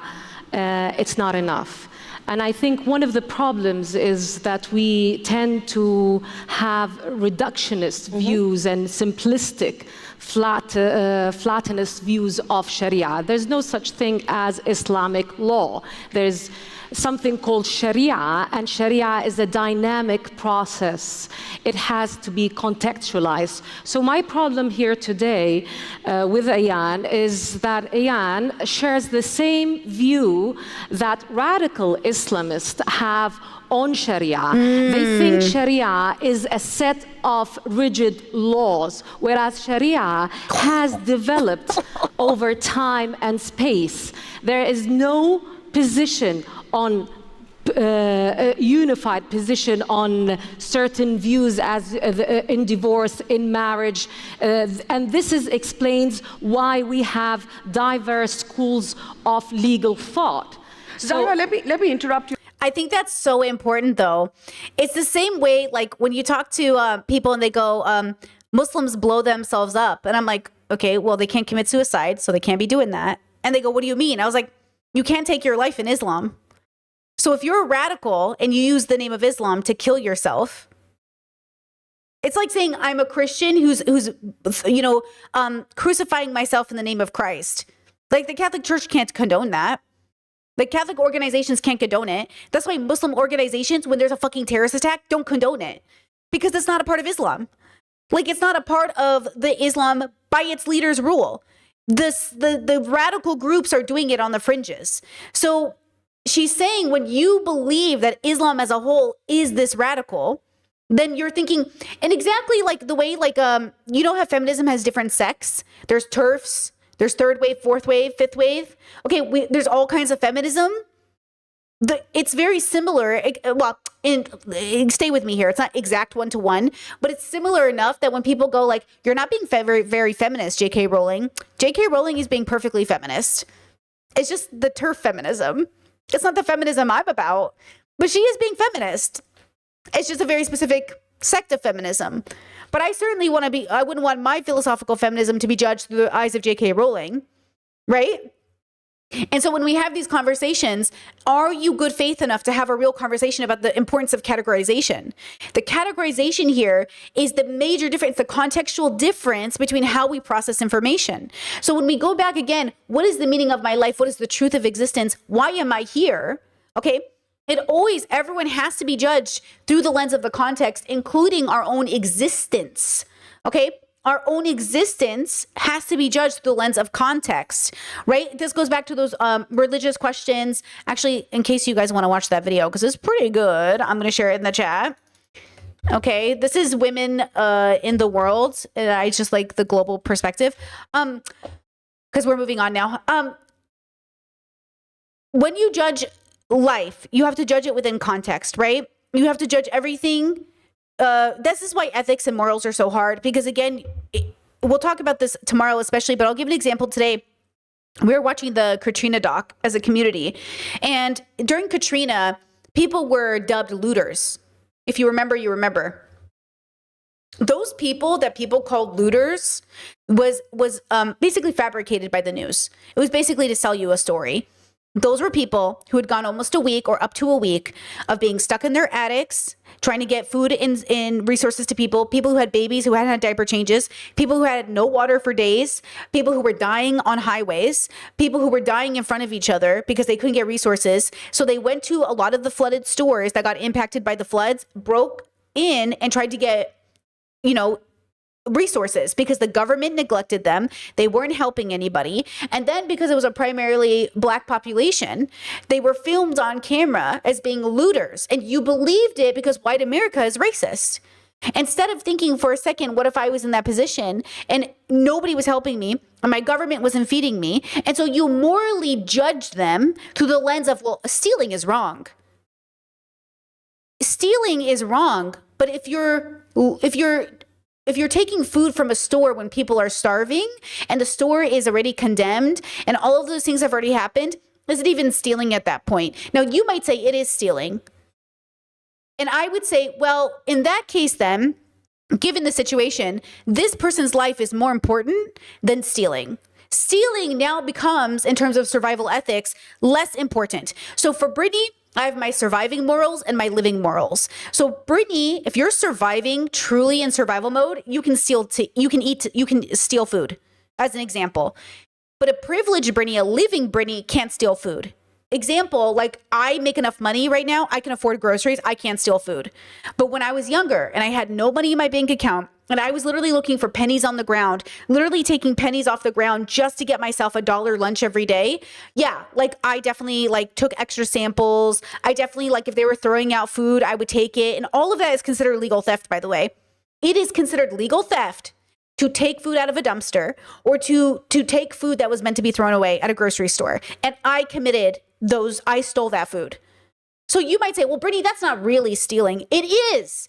It's as much stealing as these people in Katrina were stealing from those grocery stores. And it is just as important for those people as it was for me to take that food that was already condemned. It was not going to be resold. It was already either going to be eaten on the spot or whatever. Okay, not only that, but people were literally taking diapers for their kids. Okay, these people hadn't showered. They were, imagine you're in swamp clothes. You know what I mean? Like you're literally so gross from a literal tragedy. Okay, and you just want a clean pair of underwear. And then they were shooting people. Okay, so when we think about how we judge people, we have to judge in the context and then zoom out. We have to judge even the world that way, right? So then you think about the universe, like judging yourself, judging others, judging the world. It doesn't mean when we learn to discern, we judge with wisdom. When we judge to condemn, we're allowing our ignorance and bigotry to cloud the conclusions we come to. And that's why, we have to be more diligent in how we cast judgment, but we shouldn't eradicate judgment. Okay, we're not meant to eradicate judgment. Okay, we're meant to, Chad says they shot people. Not only did they shoot people, but the governor gave people permission. And so some white supremacists took it into their own hands to start shooting any Black people they saw, period. Okay, walking through the neighborhood, and they said they're looters. Now, thank goodness, one of them apparently was caught on a federal charge for it. But the governor came out, made a statement, and basically gave people permission. And so, yeah, people got shot. Isn't that crazy? People got shot. This man said he was simply walking, trying to get to the next post of possibility of getting out of Katrina, trying to get to the next section. He was in a neighborhood he didn't know. And all of a sudden, boom, he was hit and he was down. He didn't know what happened. And then these people were interviewed saying like, yeah, we shot them.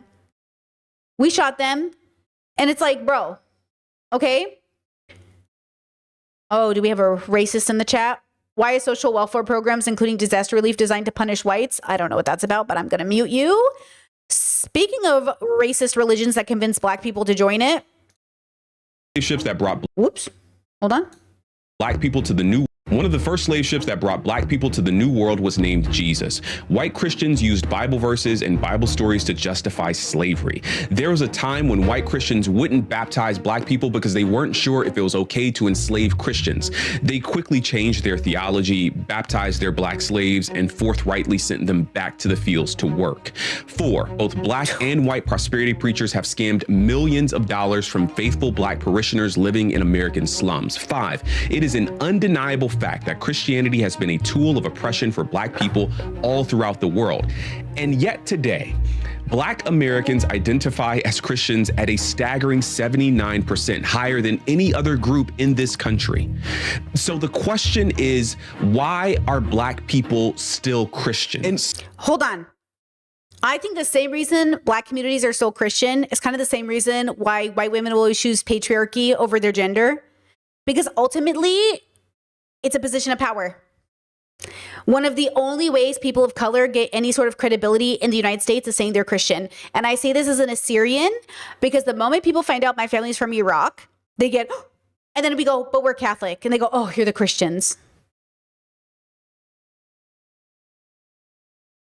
It really allows you some sense of, I'm one of the good ones.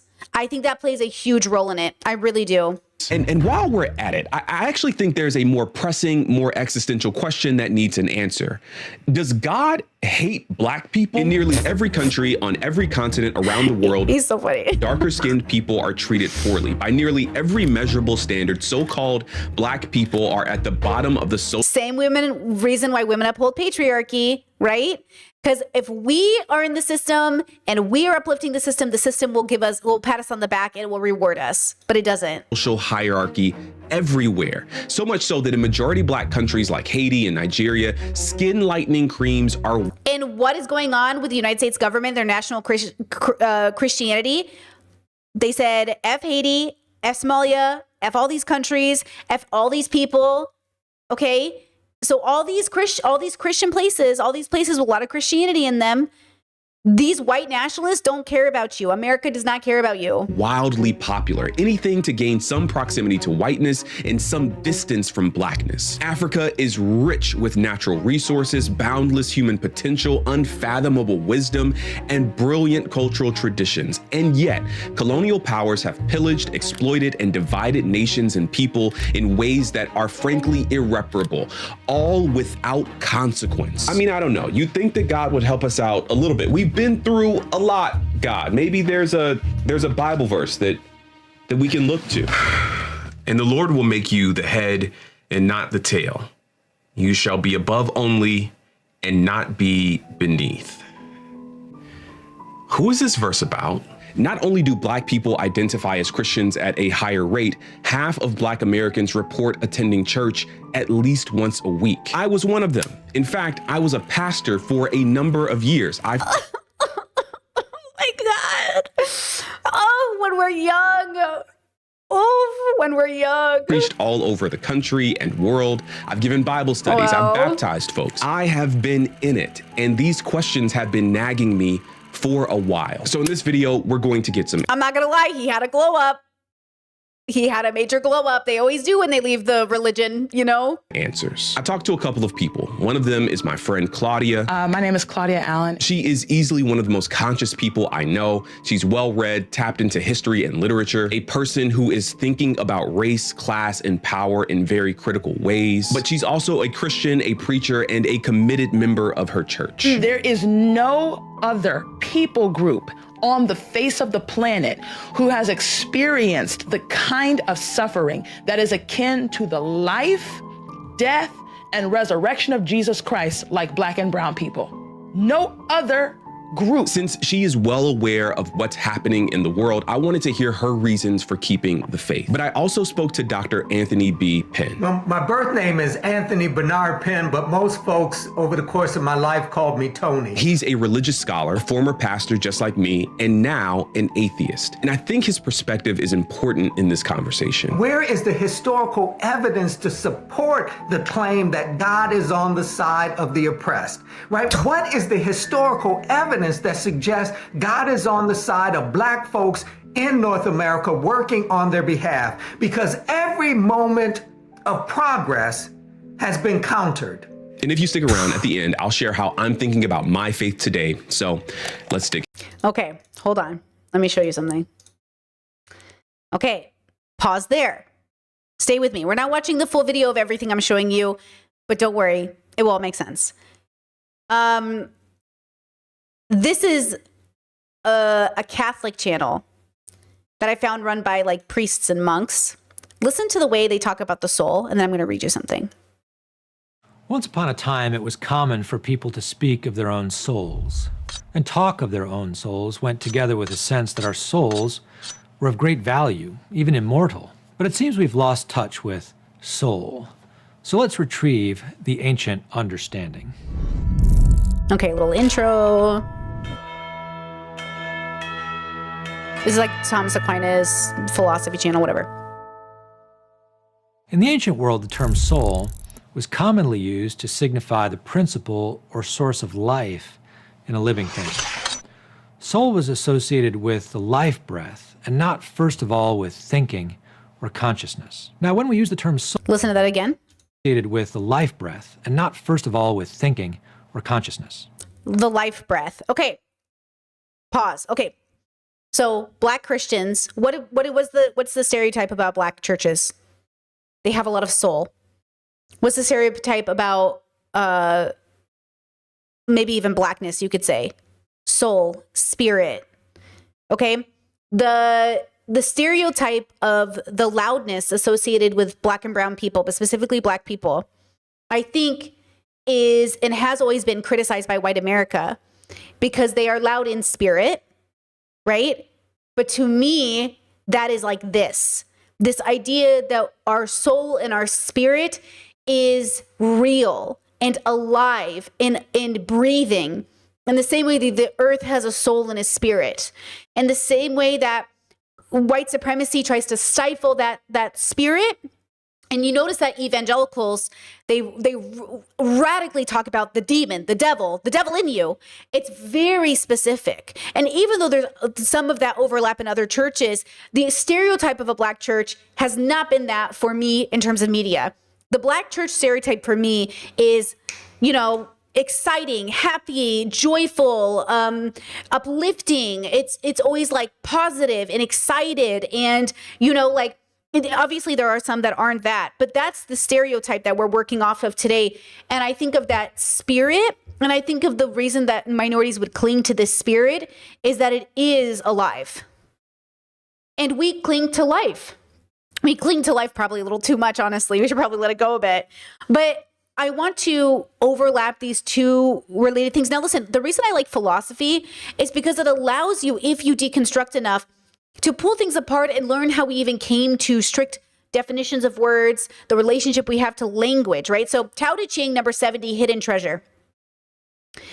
My words are easy to understand and easy to put into practice. Yet no one in the world seems to understand them or put them into practice. Words have an ancestor, a preceding idea, and deeds have a master, a preceding purpose. As ideas and purposes are often misunderstood, so I am misunderstood. My words are precious beyond measure, but I am not the one to flaunt my riches. The wise wear plain clothes and keep their gems out of sight. When I think about that, and I think about this idea, I think that's why words are so powerful. I think that's why even, and stay with me here, when a lot of us got to the internet, we came edgy and ready. to say the worst fucking shit. Because in some ways, it was a form of rebellion against the Christian background we had come from. This strict Christian background that wouldn't even let us say crap because it would offend Jesus's ears. And now we were on an internet that let us say fuck and bitch and all these words that were definitely a no-go. But it got to such a point now where we're swinging back around. We're like, hold up. Maybe we should be a little bit more wise in how we use this language. But the language itself was a statement of rebellion, right? The issue is that the rebellion also came in the form of saying slurs. It also came in the form of saying racist slurs, especially. It came in the form of bullying. It came in the form of like, then feeling self-righteous, right? Then it continued to do what it always does, right? It becomes bigoted. It was always bigoted, but you know, it became more bigoted. But it's this idea that like, my words are easy to understand, and yet you must understand. And this is life. Like, it shouldn't take that much. And yet it takes so much. This is why philosophy will always be the continuous conversation about the why. So again, this is all coming back to like, you exist, and is there inherent meaning in that? Why do you exist? And what does it mean to exist? And these are conversations that, again, I will have for the next 1,000 years. I don't know what you're doing with your time, but this is what I'm going to be doing with mine, right? But when we're talking about the spirit of the soul, we're talking about that thing that calls to us. Now, that thing that calls to us might be what we referenced just a minute ago about this sort of objective sense of meaning we might be looking for. And that sense of soul and spirit and meaning gets told, you know, through story and narrative and comes out the other side as Christ, or in other cases, not Christ. Okay? But it's not about Christ, is it? It's not even about God or meaning. It's about the exploration into the why. So let's pivot with me, guys, to Big Think, the channel, and let's talk about do humans have souls, but from a scientific perspective, okay? So pivot with me, right? We're talking about spirituality. We're talking about the spirit, that something is intuitional in us. Intuitionally speaking, we know there's something very unique about the human experience. Even Sam Harris, who's been this staunch atheist, is now talking about his spiritual journey. Because spirituality doesn't have to mean God in that traditional magic sense, but it does mean an intuitional or / real relationship to awe that we are having. We are in awe of the universe. When there's an eclipse or something that happens, a planet is seen really clearly, or a shooting star happens, we're in awe of the universe. So if you've ever seen the Milky Way, you're like, oh my gosh, like I'm in awe that I'm just a speck on a planet. That awe is what keeps us alive. You ever do drugs and you're like, oh my God, bro, that feeling I had, that whoa, that's what we're chasing. But the question is like, when are you going to stop chasing it? And when are you going to feel it every day in the most present? When are you going to stop chasing it and realizing that you're doing it right now, every second that you're alive? Right? Okay, here we go. Let's watch this together. Da da da da, da da da da.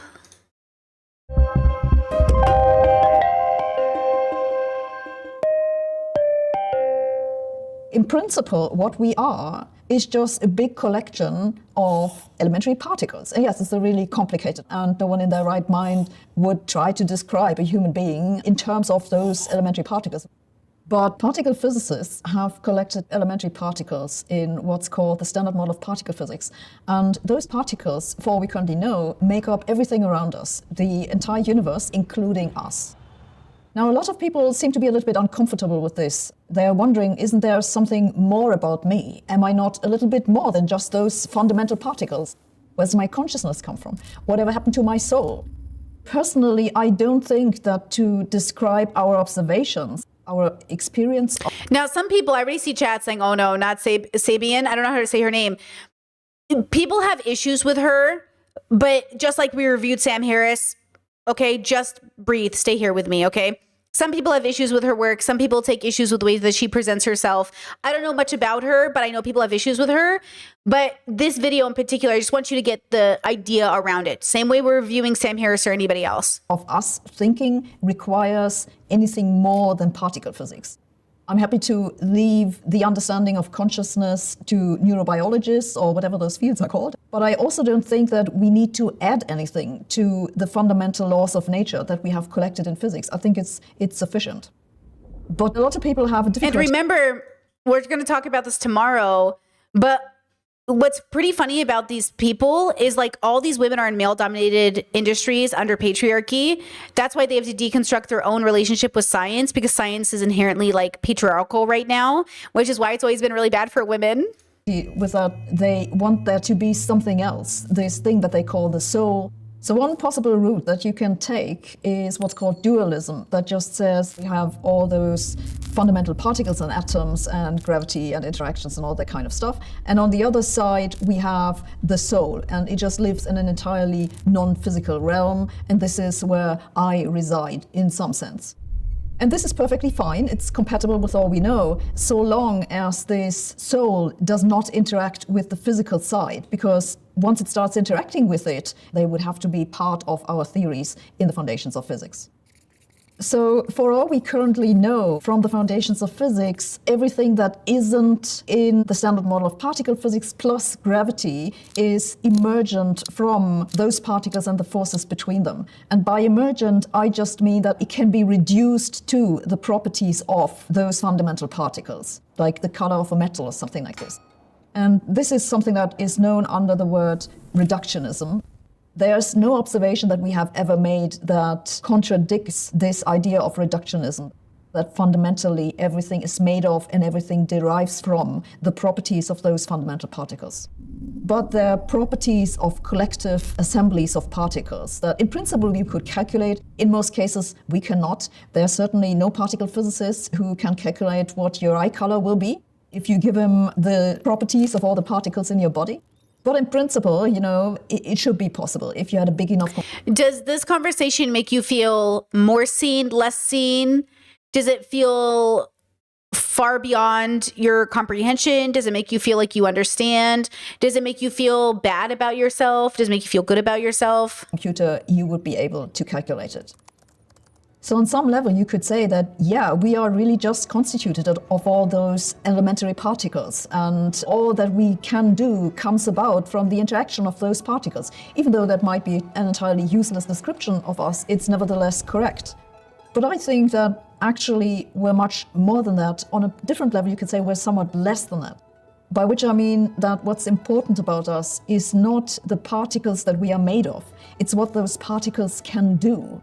And that's what's contained in the information of how those particles are put together, that they make up a human body, someone who can walk and talk and think and write books or fly to the moon. Where does this come from? Well, it comes from the way that those atoms are arranged. And I actually think that this is a very hopeful message, because it means that in principle it should be possible to upload your identity, and actually not just your thinking apparatus, but your entire body to a computer, because there's nothing that stands in the way. All this information about the configuration of the atoms in your body, well, you can formulate it in mathematics and put it onto a computer. I love that ending where she's just like, so good news, you could be a cyborg. This was 2 years ago. I don't know if I want to be a cyborg, but actually I like it until that moment. Until that moment, I'm like, I don't want to be a cyborg. I think that's the part that I don't like, but everything else I'm like, okay, vibes. Like, I think I understand. Okay, I think I'm getting this, right? The cyborg throws me though, girl. Okay, throws me. Now, okay, let's do this. Hold on here. Okay, let's do this. So, okay, back to my questionnaire. Number 4, number 5. How much of what I call real is just me interpreting the world through my own lens? If everything I experience is filtered by my senses and thoughts, can I ever really know what's out there beyond me? So some people believe like, basically, this is what there is. Some people believe that when you die, the world kind of dies, right? There's this relationship again to this idea of real. Real is an interesting idea. What is real? You know when conservatives will say like facts care, or I care more about facts than your feelings, insinuating the feelings aren't real. But feelings are real. Now, when I did DBT, my therapist, my doctor would say, your feelings are real. They are happening. Are they reasonable, logical? Are they data-based? Because we do have experiences that are happening. There is a why they're happening, but are they based on data? And that data is what allows there to be sort of a hey, I'm really upset at you right now and I feel myself getting activated. Okay, so I'm obviously having this activation. Why? Well, I'm having like this biological reaction, but also this thought happened and my brain computed it and then my body had this reaction. Okay, so I think that the feelings are justified because when you said this, I think you mean this. Is that correct? And they go, yeah, that's correct. That's what I meant. Okay, if that is correct, then this makes sense. If it's not correct, then my brain heard it incorrectly, processed it faster, and my body, implemented it, basically the reaction. So let me tell my brain and body to chill, that I misunderstood, and let's go back. What did you mean? Oh, this is what you meant. Okay, not only do I believe you, but I hear you, and now I'm recalibrating. Or, okay, I'm reacting, I'm feeling away. Did you mean to say that? You did mean to say that? Well, now I'm justified, and my reaction is very factual. It is very reasonable. It is very logical. So now facts don't care about your feelings makes no sense because my feelings were informed by the facts. So your feelings can be informed by facts, and they can be more than reasonable. So again, when we have these conversations, we have to think about what the word is, like real, right? Real. Chat says, why not? You couldn't experience anything physical, but your consciousness could still experience things. My gut instinct says I don't want to be a cyborg, but is it just a gut reaction, or do you have a reason? I'm just based off of my own relationship with self, deeply believe things should end. And I deeply believe like the fear of death is our greatest downfall.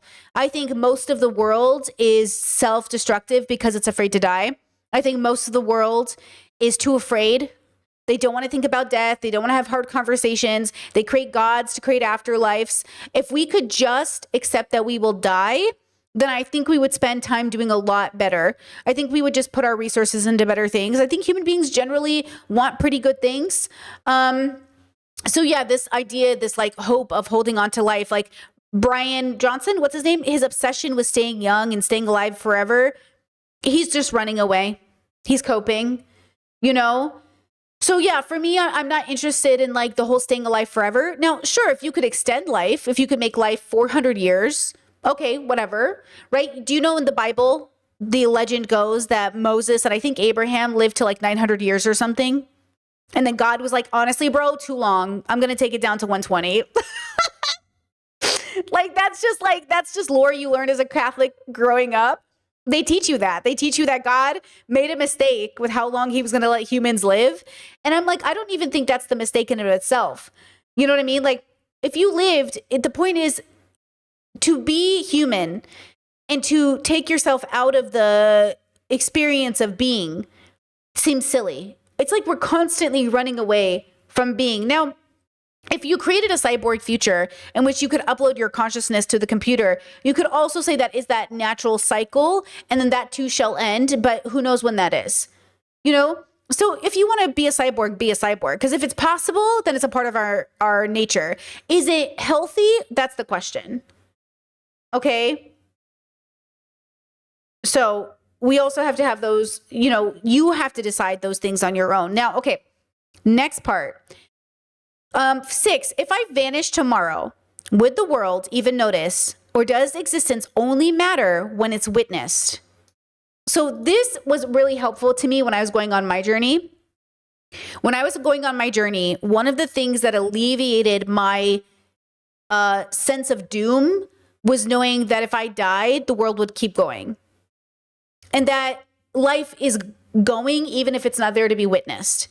Even though I would argue it's always being witnessed by itself. Like life is witnessing itself, like we are observing ourselves. So for me, it really liberated so many of my worries and all of the things that I was concerned about, all the things that were keeping me paralyzed, all the things I was afraid of. It really helped alleviate that stress. If I vanish tomorrow, would the world even notice? If I vanish tomorrow, my world would notice. The people in my life would notice. But the world wouldn't, and that's okay too. And even if the world noticed, it would notice and then it would move on, as it should. As it should, right? Let's see. 7, is my reality shaped more by what I feel inside or by the facts I see outside? Which one defines what's real? So this goes back to that original statement. Everything is real and nothing is as real as you think it is, and yet everything is real. All of human history came to be today off of very few facts. It didn't take much knowing to get us to where we are right now, right? And so that's what's so significant about being a person. You don't have to know that much. Like, look, dogs don't have to know the ins and outs of their biological experience to know they have to eat today. And I don't think we're much different. I don't think we have to know much to know that girl has to eat. And that's kind of the point. Okay, next video. This is the Muslim bubble. And I want you to jump into 2 bubbles for the next second. We're going to jump into the little TikTok on a Muslim bubble, Adam and Eve, and then another bubble about reincarnation. Okay, so here's this. Is not saying that. What is the Quran is not saying that. What is the Quran saying? The Quran is saying something entirely different. In the Jewish creed, or actually more in the Christian creed, human beings messed up. Adam and Eve messed up. They really messed up. So they were sent to the earth basically as a punishment. This is the consequence of them messing up. That's why they're here. And I've heard many Muslims say, that's why we're here. Our father, thanks Dad, ate from the tree, and that's why we are on the earth. The Quran is not saying that. What is the Quran saying? The Quran is saying something entirely different. Before Adam was even sent, or before he ate from the tree, before any of that happened, Allah announced to the angels, I'm putting a Khalifa where? On the earth. Allah didn't say, I'm making him for heaven. He better not eat from that tree. And if he does, I will punish him and throw him on the earth as a punishment. No, the plan from the beginning is he is meant to be where? On the earth. That's the plan. He was made for the earth. In fact, it makes sense. If he's made for the earth, makes sense that he's made from the earth. He's made from this material. So that's the plan from Allah. Okay, now I'm not a Muslim and I've never read the Quran. So if somebody wants to correct what bubble he's in and if this is canon, you can. But just hearing this made me think of just like the deviations in lore and story and what we tell ourselves about the details. In the same way that Christians, some believe Adam and Eve were the first, it also then says that their children must have procreated to make babies, right? And so when we have these conversations, when we have these sort of like, this discourse, there's like this idea that we sort of like ignore parts of the story to make parts of the story work for us. And then we ignore the fact that like, we could spend the next 3,000 years just having Islam, Judaism, and Catholicism debate. Like these 3 bubbles who don't even, account for half the world's population, okay? Or maybe just about, depending on what metric you're using. They could literally sit in a room and debate that. And the rest of the world could just be like doing something else. But we impact each other so significantly. And so, you exist singular and you exist as collective and then you exist as planet. Okay? So when we have like conversations like this, and again, you have to realize that you exist, you have to ask yourself, where does your story start? Where does your story start in terms of how you exist? Mine starts in sort of a past so way back I can't even conceptualize it.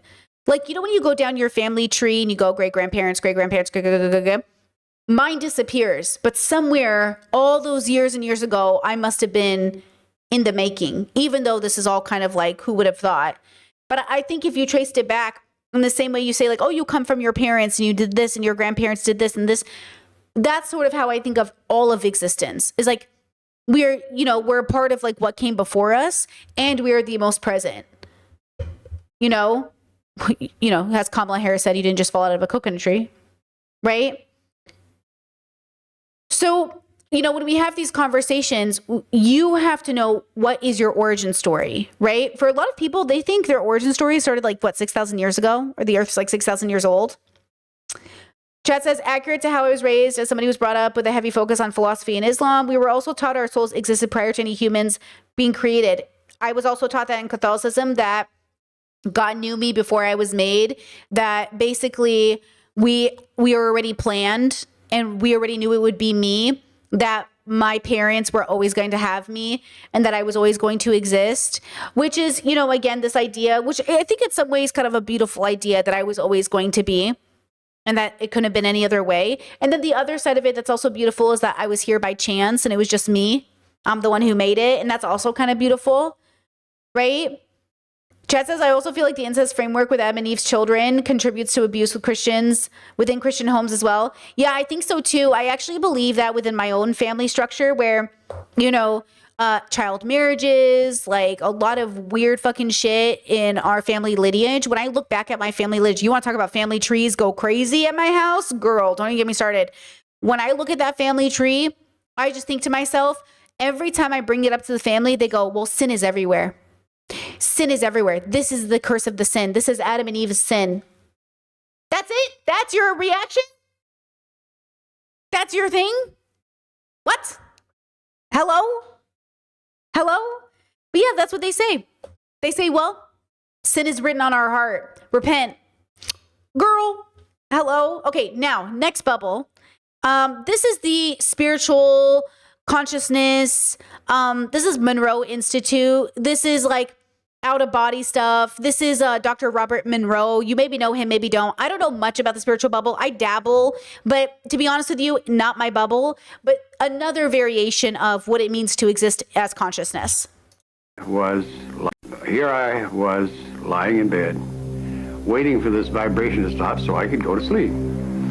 And I began to think about Saturday and what a nice day Saturday would be, simply because of the fact that a cold front had come through, and it meant that up at Wurtsboro, where I was a member of a glider club, that the ridge lift would be tremendous. And that's when I found myself bumping against the ceiling. And in bumping against the ceiling, I didn't know what had happened. And finally I looked around and said, oh, where am I? What is this? And I saw this flat thing I was lying on, as it were, like a concrete floor, and there was a fountain coming out of it. And the fountain, when I got positioned the other way around, was the chandelier hanging down from the ceiling, and I was bouncing against the ceiling. And I thought, oh, now I know what this is vibration is the beginning of the death process. I swam back down through the air to get back into the, and I was able to flop back in the body, and I sat up. I went back to the doctors, and they went through a whole series of tests. And so finally, I was very careful about this vibration and the control of it. But it got irritating, so I said, well, what the heck? Let's see what'll happen. And I went out again. I went through a whole series of tests of verification, of going somewhere, doing something, observing things and stuff like that. And as a result, I got completely away from any fear, and that only did put together a much more devastating thing, and that's curiosity. Inevitably, our methods, and we don't deliberately do it, it just happens, produce a cessation of the fear of death. Because, as you could gather, we have means to let people know they are more than their physical body. And knowing you are more than your physical body is the beginning of knowing that you survived physical death. And knowing that is a tremendous relief in fear. Because if you know that you survived physical death, something else has happened. You are free. Okay. In this spiritual bubble, there's a woman named Dolores Cannon. Okay, one of my viewers asked me to read one of her books, so I did. And though I don't believe their experience, it's interesting. She wrote a book called 5 Lives Remembered. It's an interesting read. It's mostly dialogue. She and her husband had patients in which they would basically bring out of them their past lives and record the audio. And then the audio got put in a transcript, and that became 5 Lives Remembered for one of the patients. And at the end of that book, after thousands of clients, Dolores Cannon tells a story about how her husband got into a horrible car accident. So here's her husband. Here's her doing this work in this spiritual bubble, in a spiritual bubble related to this, okay, in which they discover and believe that you have past lives and that you can access those past lives through their therapy, okay? Well, the husband gets in a car accident. And after that car accident, he retires from the work and decides to spend the remaining days with his family and friends because that is his fulfillment. And I thought to myself after I read the book, what a funny thing to think that if we discovered magic, we wouldn't just still go back to Netflix and chill. To think that if we discovered that God was truly real, because these people all over the world think he is, that they still don't just go back to Netflix and chill, right? To think that, you know, it's like that Disney movie, right? Where like magic becomes obsolete and then the kids want to bring magic back. It's like, why would you give up magic? But at the same time, like, don't we every day give up magic? And so this idea is interesting. Now, I will say for Dr. Robert Monroe, who you just watched, the ending part there, I think it's slightly a cope in my belief system to say that what frees you from death is knowing that there's something after. I think this is what religion does for you, and which is why I don't subscribe to these bubbles. Because I think any bubble that requires a need for something more discounts the fact that something is. I don't need something more, something is, at least in relation to dying, right? I don't need there to be an afterlife for me to let go of death or the fear of death. I needed only the acceptance that it would happen in a way that was like a part of the cycle of being a person, to really accept that this too shall pass. Now, don't get me wrong that I do not have moments of genuine, deep, profound in the present moment understanding that not only will I die, but my loved ones will die. And do I cry every time? Yes, but I also feel such a great sense of relief that I get to, in this very, very important moment, spend this very, very intimate moment watching One Piece. And I will never, never take it for granted. I will never take it for granted. And yet I could not spend the remainder of my days only ever watching One Piece or spending time with my family and friends, because the fulfillment of myself as a person does not just come from the things that I do with others. It's also the things I do with myself, including this job. A part of that most present fulfillment comes from me showing up here. That I am just one of those people. This is just one of my joys. That this is just as important to me as this here. Not the drama, not the hate comments, not the bullshit. This right here, this feeling we have, this kind of stream, this kind of vibe, this right here is just as important to me as being in the most present moment of my life and realizing that, like, oh my God, I really am a person on a planet, right? Like this is so profound to me. But this isn't what I get to do every day, is it? We don't get to have these streams every day because they don't pay the bills. Because the world doesn't want this every day because they want the other things. And I don't blame them. They're on a journey and I'm just here to facilitate and give tools. But something that brings me consistent joy is knowing that that is also a part of the reality and the cycle. I don't wish for a world that was different. I work towards it. I don't hope for a world that is different. I work towards it. I mean, I have philosophical hope, but the hope is rooted in the data. Okay? So when we have these sort of conversations about meaning and existing and knowing that you exist, okay, you're asking yourself, what is the story you tell yourself, the story that gets you out of bed, the story that moves you through your life, that helps you? You know, before I was diagnosed autistic, I would tell myself a lot of stories about who I was. I'm a great worker. I'm amazing. I love working. I don't burn out. I never identified as somebody who burnt out. To be fair, I didn't really learn that word until the internet. I don't think I ever really used the words burnt out until I got on YouTube. And it really started probably 8 years ago, maybe even more recent. And when I did my autism assessment with the doctors, they made me write out my work history. Not like a resume, but like as a timeline. And I looked at my work history, and it is true that I've been working since I was like 11. It is also true that I burnt out every 2 years.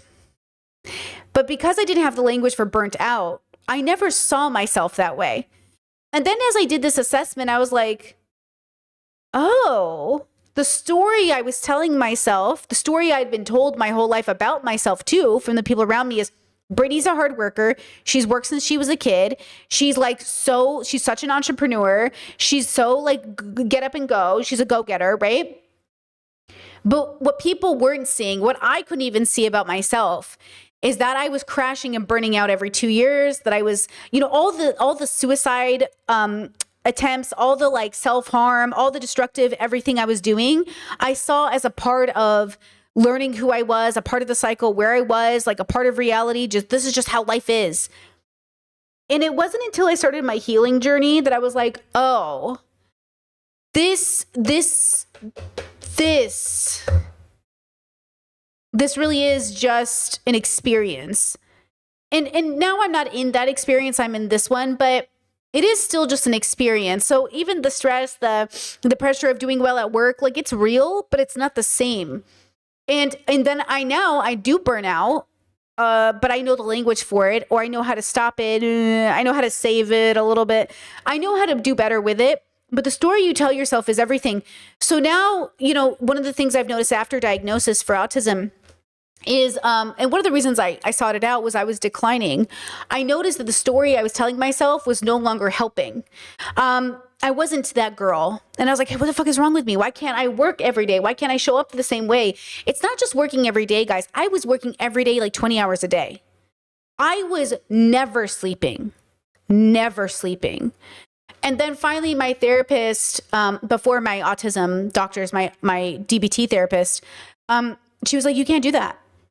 And I was like, what do you mean? A part of my healing journey was learning to sleep, learning to eat, learning to drink water. Guys, I struggled so deeply drinking water that I would have to take a picture of every glass of water I took just to document that I drank it. And I would create like little dynamics with my partners at the time to say like, okay, you have to like, it's a part of our dynamic. I have to drink water. Like I was neglecting myself. I was just drinking coffee every day, all day. Okay. That's all I was drinking. Coffee, no sleep, working my ass off. And I was still in debt and I wasn't getting ahead of anything. Okay. I was so stressed. And I couldn't even think of another option. Like my brain thought this is my only option. And now as I've gotten older and I'm on the healing end of my journey and my executive dysfunction is declining, I'm like, uh-oh, what's that? Is it the chronic illness? Is it the autism? So I got this autism assessment, and what it gave me was a new narrative to tell myself. But one of the things I've recently switched up, which is very important, is though it was very helpful to get diagnosed, and it has been incredibly helpful, holy shit, what's also been helpful is accepting that I'm disabled and accepting I can still do something about it and accepting it will never, ever be, ever again, like that 25-year-old Brittany who worked 20 hours a day and slept 4 hours a night. It never even worked when she did it. But in my head, I still believe that that was a better Brittany in terms of work because she could do it, but she wasn't even doing it. So you have to fight your body. I am convinced, my brain is convinced. And when I say that, I mean my brain, not me, the consciousness, my brain. My brain is convinced that before Brittany got COVID and before she got fibro, that Brittany's body was like a superior body. And that is true in a sense, but it's not true in the reality. My body is less good in many ways than it was before, but only because the more good I wanted to be is to reach this particular goal. But if we eradicate the goal, then the body becomes just fine. But because this is the conversation around ableism and capitalism, which we'll talk about in a video, why ableism bad. We'll talk about that in the future. And yet I still can acknowledge that my body is not the same it used to be. And sometimes I miss it. But also, when we redefine the story we tell ourselves, now the thing isn't, I lost my body. The reality is now this is my body. And this body is still holding this consciousness. And this consciousness, by the way, still has to deal with brain fog. And girl, let me tell you, it's a journey. Okay?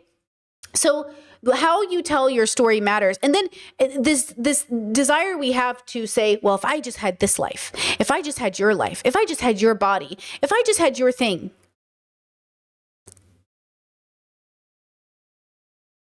It is not about wanting to be somebody else. It's about wanting to be the most joyful you and not coping with what that looks like, which is why it's a journey. So, you know, when you come out of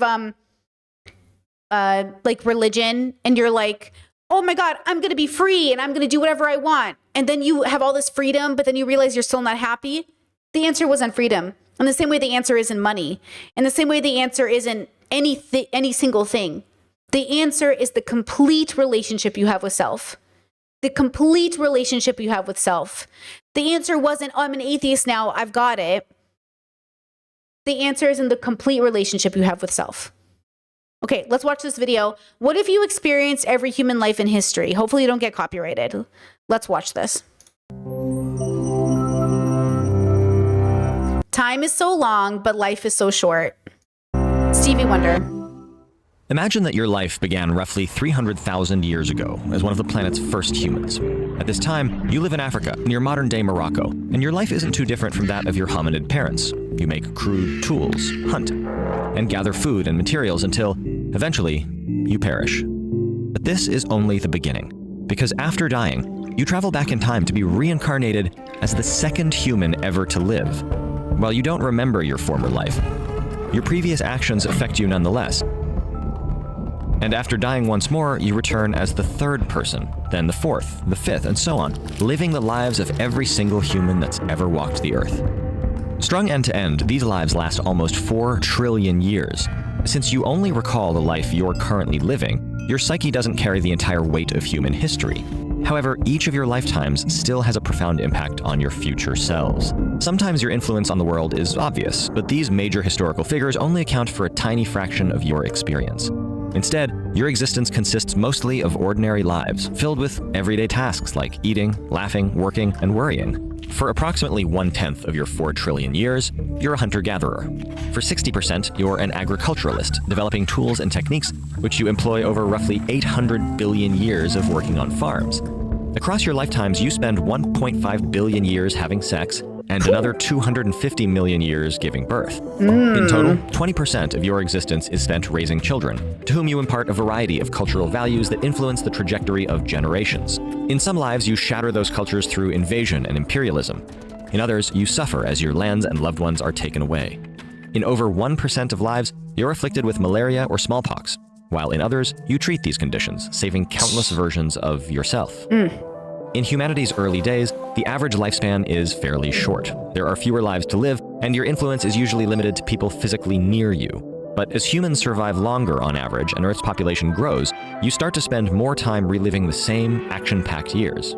A full third of your existence comes after 1200 CE, and a quarter of it takes place after 1750. At this point, technology and society start changing faster than ever.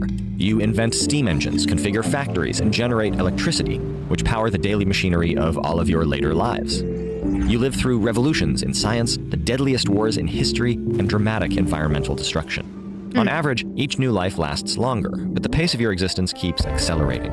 Conversations that previously took months to unfold now happen in minutes.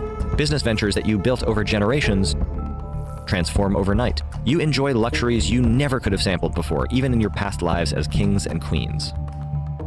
After living over 100 billion lives, you're finally reborn as the youngest person alive today. But despite living through 300,000 years of human history, your actions have more impact today than 99% of your past lives. High-speed air travel allows you to carry contagions and cures across an ocean in hours, and the internet makes your personal sphere of influence global, allowing you to collaborate with anyone, anywhere, without even leaving your home. In recent lives, you've invented tools to rewrite the genes of living organisms, permanently altering their future generations. And in this life, you might create even more technologies that make the world safer, kinder, and more equitable for countless future lives. However, one careless invention could just as easily be catastrophic. Between nuclear weapons, lab leaks, climate change, and other existential threats. Uh-oh. Hold on, I'm being copyrighted. Damn, we got so close to the end. We got so close to the end. Hold on, I don't want them to take down my stream. We got so close to the end. Okay, let's talk about it for a while, and then we'll try to finish it up, because we're almost done with the video.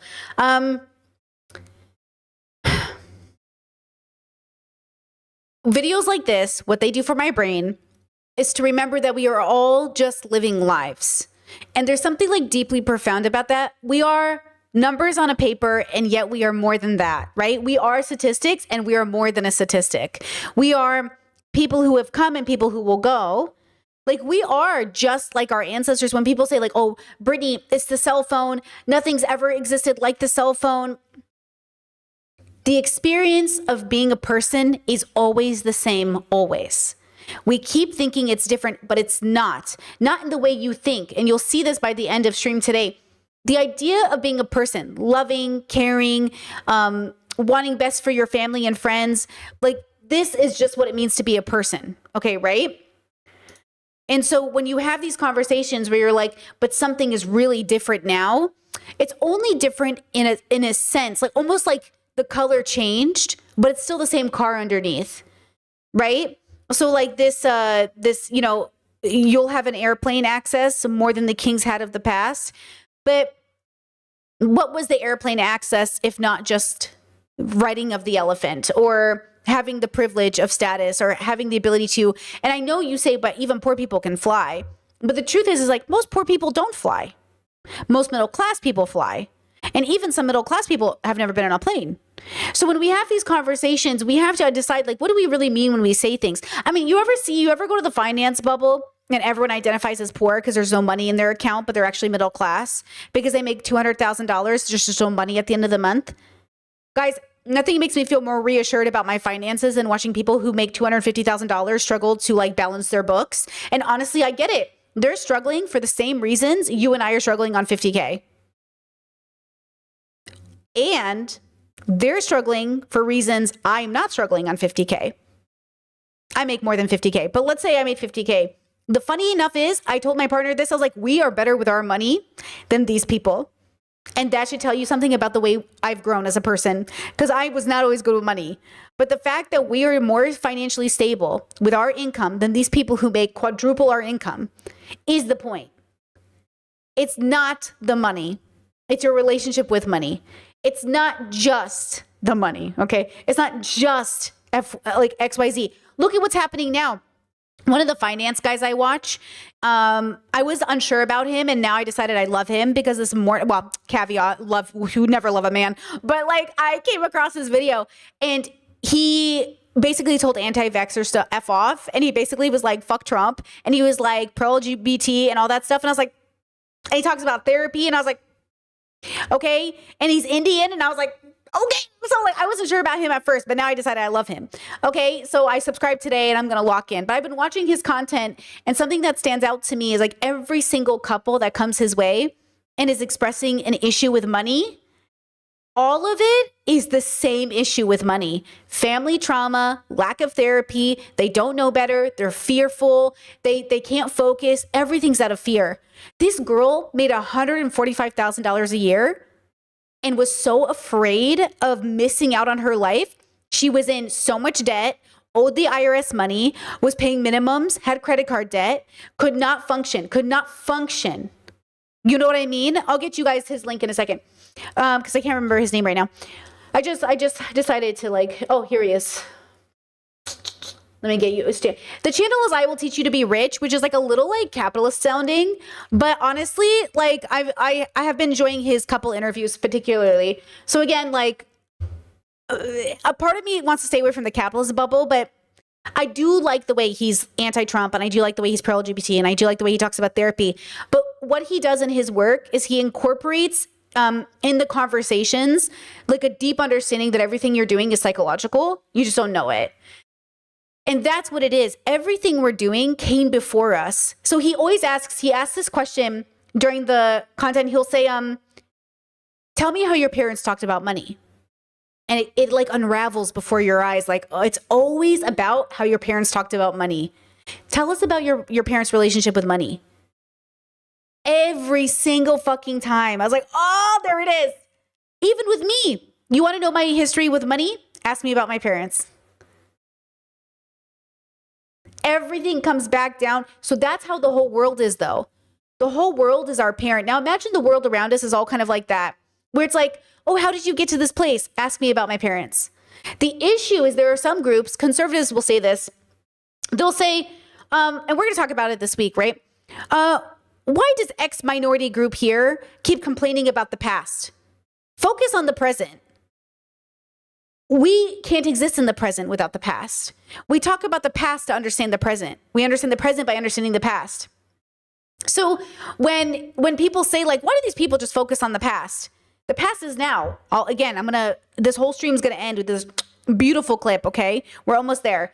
But there's this misunderstanding is the problem. Okay, let's try to go back to this video and hope they don't copyright us. Let's see if we can finish it before they catch us. Humanity's risk of inducing our own extinction has never been higher. In this fast-paced, interconnected world, it's frighteningly easy to undo all of humanity's progress or potentially cut short all your possible futures. There's no way to know what will happen next, but what's clear is that your potential is limitless. So how will you spend this life? And what can you do to work towards a better future for all your lives to come? If we make wise choices today, our grandchildren's grandchildren can have the opportunity to thrive knowing we did everything we could to give them a world full of justice, hope, and beauty. If you 80, okay, no. Our grandchildren's children. Oops, I just got copyrighted again. See, it's not about what we're doing now. It is about what we're doing now for the future. So, okay, I really like this idea. I really like this video. The idea though for me is like, we are the experience. Like we are the singular impacting and moving as a collective. So when I say like the world is a reflection of us as a whole, you cannot go throughout your world saying, right? Like, I'm better than everyone else. I figured it out. No one else did. I'm smarter. I'm the most compassionate. I'm the most giving. I'm better than all these people. Because then what you're saying is you are separate from the world. You're separating yourself from the world. Remember, I had a panel that I did a couple of years ago, probably now. I don't know. Time goes by weird. And we were talking about nature, and we are all nature, and the men on the panel said we transcend nature. They said it's like humans transcend nature, bro. We build airplanes. You're doing it again. Everything about our language, everything about the way we work in the world is to separate us from our nature. We're always trying to give it away. Christianity, it's like fighting our nature. Introspection, extrospection, I think allows you to have a deeper relationship with your nature, because your nature might be destruction, but your nature is also creative, like creativity, stability, caring, compassion. Our nature is multifaceted. It is why we need all things. We need balance. So it's just interesting to me that we live in a world that, once again, and one side of their mouth says like, we are your protectors. On the other side, they're like, we're also going to enslave you. It's like, one side of their mouth, they say they believe in a God, and the other side of their mouth, they're sinning. Like it's going out of style. You know what I mean? It's like these things, you have to ask yourself, why do some people move towards philosophical evil but think they're good? And why do people move towards philosophical joy and they think they're bad?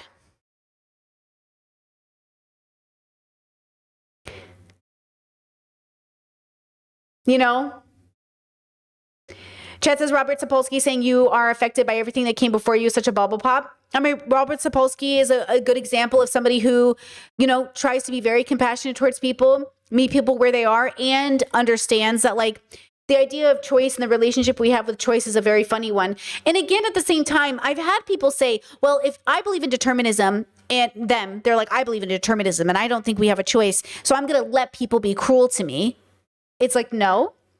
You can have a thing where you have a limited understanding and an ability to like do something different. Like you watch this finance show, and what you'll learn is like finance is related to everything else we do. Your toxic relationship, your toxic money relationship, your toxic body relationship, all of it is predicated on attachment to fear. And it's only when you want to change you can. He even says it, the host, he says, you know, I can't make people change. They have to really want to change their relationship with money. And I had that experience. I had that experience with my whole life. And, you know, people will say, conservatives will say that if you wanted to change, you will, but they don't. You notice how the same people who think change is easy don't change? The reason I'm patient with people is because I know how hard it was. I would never ask you to do something so casually that took me 30 years to do. I would never go through this journey, which was so fucking hard, and then look at you like it's easy, do it. It's not. It is literally the hardest thing you will ever do. And I hardly think, given the track record, most people will do it. It's really, really hard. It's really hard when it comes to money. It's really hard when it comes to our bodies. It's really hard when it comes to our minds. It's really hard when it comes to our relationship with self. So the reason I am so patient with certain people, and the reason it sounds like sometimes I'm making excuses for people, is I'm just accepting that, like, this is it. This is what the world can produce right now. This is what the world can produce right now. So again, we live our life harm reducing, and we accept that it is what it is. Okay, now let's go to this interview. So you've probably seen this video. It's a short video with my favorite Syrian, Abdul, aka Steve Jobs. That's a joke. I just learned recently his name was going to be Abdul because he's Syrian, half. Whoa, whoa. Okay, you've probably seen this video. The thing I would say is, when you grow up, you tend to get told that the world is the way it is, and your life is just to live your life inside the world, try not to bash into the walls too much, try to have a nice family life, have fun, save a little money. But life, that's a very limited life. Life can be much broader once you discover one simple fact, and that is everything around you that you call life was made up by people that were no smarter than you. And you can change it. You can influence it. You can build your own things that other people can use. And the minute that you understand that you can poke life and actually something will, if you push in, something will pop out the other side, that you can change it, you can mold it. That's maybe the most important thing, is to shake off this erroneous notion that life is there and you're just going to live in it, versus embrace it, change it, improve it, make your mark upon it. I think that's very important. And however you learn that, once you learn it, you'll want to change life and make it better, because it's kind of messed up in a lot of ways. Once you learn that, you'll never be the same again. Now, I don't know, had Steve Jobs not died, what he would be like today. I don't know how different his life would be, what his thoughts would be. I don't know if, you know what I mean? But I will say that I don't know what his deepest intentions were when he did what he did, right? And now everyone's getting the newest iPhone and everyone's obsessed, and Apple's just become the most disgusting fucking company and like all these other things, right? And at the same time, I don't know what would have been different, right? He says you should know this and then you could fix things. But what would he have fixed? I don't know. But the premise of what he said is correct. Once you realize it, everything changes. Once you realize life isn't happening to you, your life happening to itself, you're like, oh shit. But see, here's the dilemma. Here's what always happens. You got a group of people who are exhausted by capitalism, exhausted by the world, exhausted by politics. So they cope and they exit. They exit and they go, man, I'm just like a spiritual being having a spiritual experience, bro. I'm Baha'i, I'm fucking Buddhist. I'm like, oh, fucking, listen, why can't we just all love each other? And what they're doing is they're not facing reality. They're running away from reality. They didn't just, they didn't deconstruct and really understand existence for what it was. They decided to find a pocket of existence that made them feel better about existing in their shit life. And I'm saying, it's not about having a shit life. It's understanding that life is sometimes shitty, but your relationship with self doesn't have to be a cope where you run away. Your relationship with even spirituality doesn't have to be where you run away into bigotry. If your spirituality leads you to bigotry, it's not the answer. Okay? If you are actually learning and deconstructing, you can't become more bigoted. This is the Sam Harris paradox. Sam Harris gets more spiritual. He becomes a Buddhist. He puts out a course. And then he talks about how much Islam is the worst thing to ever happen. And we have to be anti-Islam and immigration. How could you say you're having any relationship with enlightenment, any relationship with a true humility, and then you end up more bigoted? Bigotry is never the fucking answer. And anytime anything you're a part of leads to bigotry, it's not the answer. Remember when the Dalai Lama was interviewed and they said, will women ever be the leader like the Dalai Lama? And he said, no. Okay, not the answer. The problem is that we're looking for answers. Okay? When the Catholic Church says, we love women, look at Mother Mary. And we say, but can women become Pope? And they go, no, not the answer. And by the way, the answer is not to then reform the Catholic Church so women can become Pope. Throw it out. You keep wanting to like modernize Catholicism and make it work. You can't make something work that is just foundationally wrong. It's wrong. Okay? So don't try to make a female pope. Boo. We don't need women popes. We need no Catholic Church. And I'm not saying this because I'm anti-religious. I just think naturally, if you become introspective and you deconstruct, humans would naturally stop following this patriarchal religion, right? Okay. So, okay. Now I want to go to this video. Fingers crossed we don't get copyrighted. I don't think we will, but you never know. This says, your brain doesn't detect reality, it creates it. Lisa Barrett.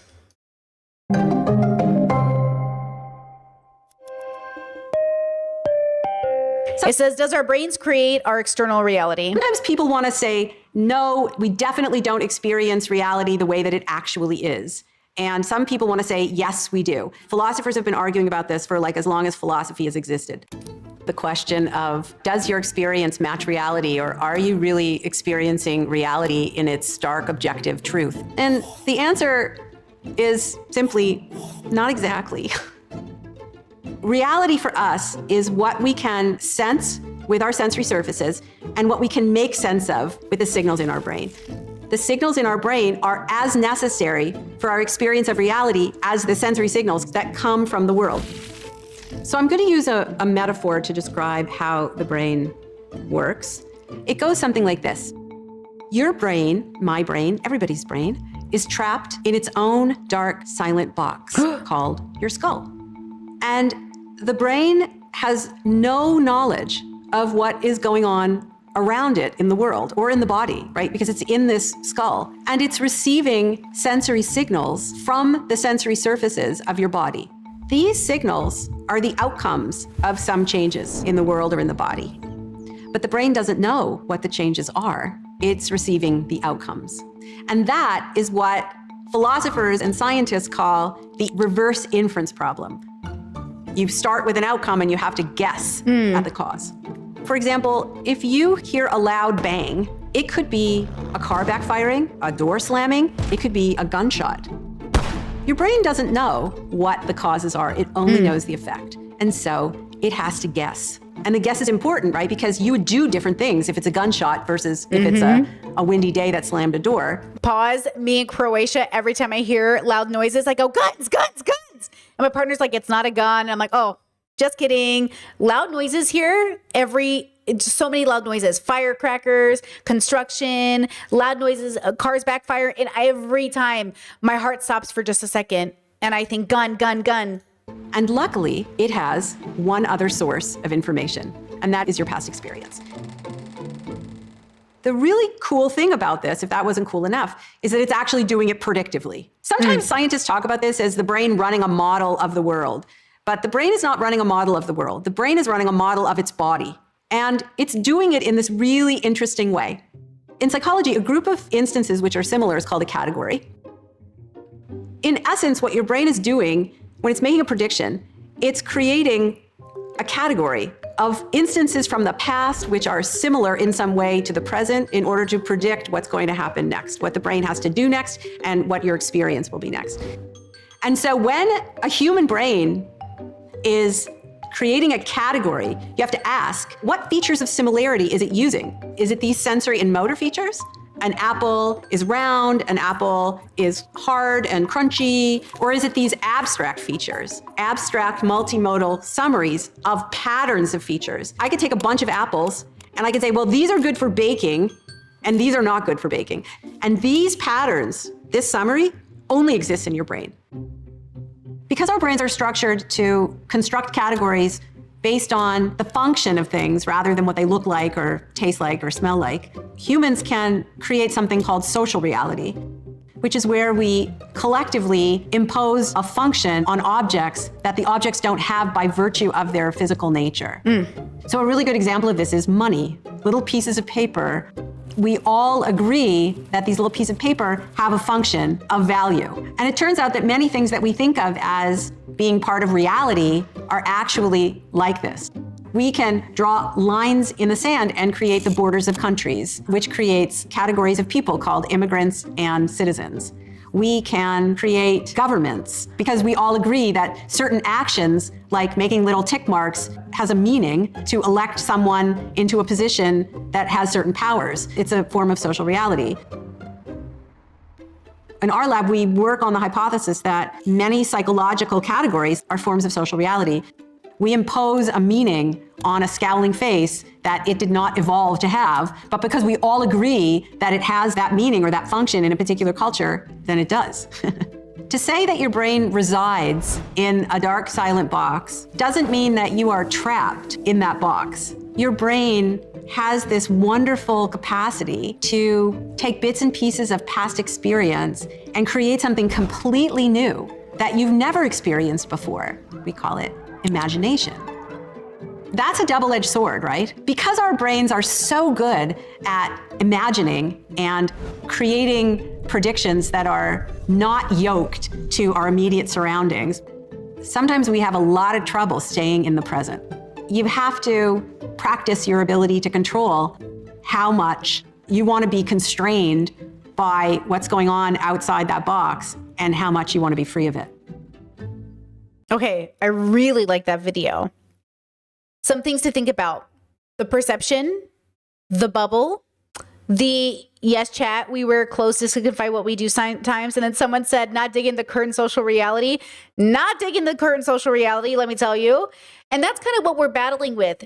Now, we're battling that us within ourselves and us with everything outside of ourselves, right? So there's two categories to this, okay? There's two categories to this reality that we're facing.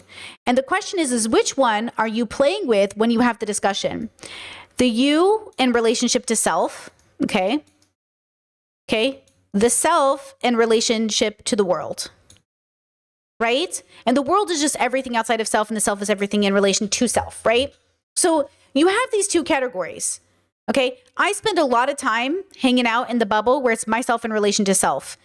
And then I spend a part of my day, like I am right now, relating myself to the world and vice versa, right?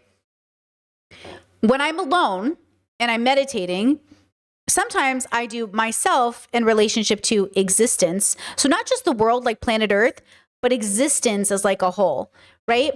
It encompasses both the self and the world, and that's a little bit different. And then sometimes, you know, when I'm hanging out with me in relationship to my partner, well, then it becomes like a self that meets another self. It's like a singular action, right? Okay. And then, of course, we have Indiana over here because, you know, she's in relationship to us, too.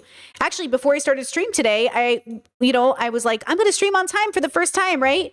And I couldn't because Indiana was having a moment. And all of a sudden, my reality got derailed. Myself was preparing to talk to you. And then all of a sudden, I had to move into action to get Indiana, which then my partner went and took care of. But that pulled me into a conversation with him, which made me late for our conversation with each other. And it's like, that's how all of life goes, where you're constantly having a relationship to multiple bubbles, okay, multiple perceptions, and they're all clashing into one another. But the reality as well is that these are clashing over here, but these bubbles are clashing over here, and they never even end up socializing or touching or interacting with these bubbles over here. So there's also that like, fuck, like, what does it even mean to have a bubble or to interact with the world? Well, the world it isn't, let's just say for the sake of this conversation, the world is planet Earth, okay, which is a very specific limiting relationship with existence. But let's say it's planet Earth, okay, fine.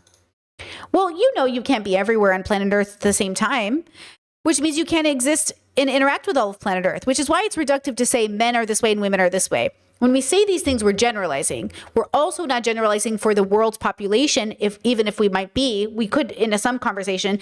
Usually we're generalizing for the place we were born and the general place we exist in. When I talk from an American perspective. It makes people ask, hey, Brittany, did you move out of Europe? Are you still living in Europe? I am still living in Europe. But the reality is I don't socialize here. I don't exist here. I barely exist here. I'm almost like not even a person. You know what I mean? But in America, I'm much more of a still active person, right? Like I'm still an American. I'm on YouTube with an American accent. I'm treated as an American. If I don't tell you I live in Europe, you assume I live in America, right? So my understanding of even when I say men and women is I'm pretty much always generalizing back to America, because that was my general population sample that I was given and that I understand pretty deeply. So, you know, when we have these conversations about like our perception and our relationship to, and this goes back, you know, that relationship she explained through senses, you know, it reminded me so much of how you can recreate the Holy Spirit in different parts of existence. And, you know, today's podcast is going to cover that, and a little story about a woman who's an older woman who has this romantic, amazing, oh my God, relationship with this younger guy. And it's like, the way she felt was just so, oh my God. But it's the most toxic, depressing story I've ever heard in my life.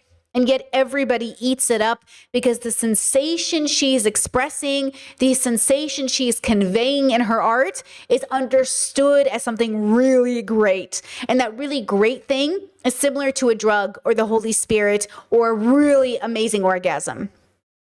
But that doesn't mean it's good. Just because it's an amazing sensation doesn't mean it's a good or healthy sensation, which is why we have a relationship with drugs. Which drugs are good drugs, which drugs are bad drugs. Maybe you could classify a bad drug as a drug that makes you feel that amazing feeling, but you're left chasing it your whole life because it's never as good as the first high. Maybe a good drug is a drug that pretty much gives you the same good feeling every time you do it with little to no consequences. Maybe you could say that's a good drug, a good experience. So, you know, when we have these conversations, and I think we examine what it means to exist once again, we have to, you know, not only think of ourselves zoomed out into the macro of the universe, but zoomed all the way into our DNA and our genetics and our brains without giving into epigenetics, fine. Without giving into, help me, what's the word I want? The racist one. Eugenics. Okay, without giving into eugenics, right? And also acknowledging that, like, you might do something that looks like eugenics and isn't eugenics, or you might do something that looks like a racism but maybe isn't a racism. You might do something that looks like a fat phobia but isn't a fat phobia. Your job is to actually ask yourself, is this a fat phobia? Okay, we talk a lot about looks on this channel, a lot about how people look. And people, they come to that conversation with all kinds of trauma and baggage and understanding from culture. You're formed by culture. And it's that same feeling of like, are we having this conversation through which lens? And like, am I understanding that like we are doing a fat phobia or we're not doing a fat phobia? Are we doing a racism or not doing a racism? Are we doing this or are we not doing this? That comes down to your ability to not lie to yourself and to have the real conversation. Going back to the whole like, Ian, what's her name? I forget how to say her name. And Sam Harris and them having the conversation about Islam, right? Them having that conversation about Islam and patriarchy and who's really out to get women. Islam is no more likely to get women, to go after women than any other patriarchal group. Okay? Ayan Harsi Ali. Thank you. I feel like I'm butchering her name, but when we think about those bubbles, we're thinking about the sensation they are feeling when they think about Islam. The fear they feel when they think about Islam moves and drives them into their bigotry. The same people, a Sam Harris type who goes, I'm logical, is moving completely off fear. And he'll say the fear is data, which is going to go to tomorrow's conversation. We're going to talk about gender and stuff like that. If out of fear, it causes you to be bigoted, definitely wrong on two fronts. If out of data, you become more cautious, less of an issue. But if the conclusion of your argument is that because statistically men are more likely to commit violence, all men are inherently evil, you are just bigoted. If you say, based off the data, men are raised to be violent and therefore most men are violent, what can we do to prevent little boys from being raised into violent men? Then the question becomes hopeful, non-bigoted, and it harm reduces. That's why it is okay to acknowledge that 99% of violence is committed by men, but it is wrong to say that it's inherently because they are male. One is bigoted, one is hopeful. One is data-driven, or both are data-driven, but both have a different conclusion.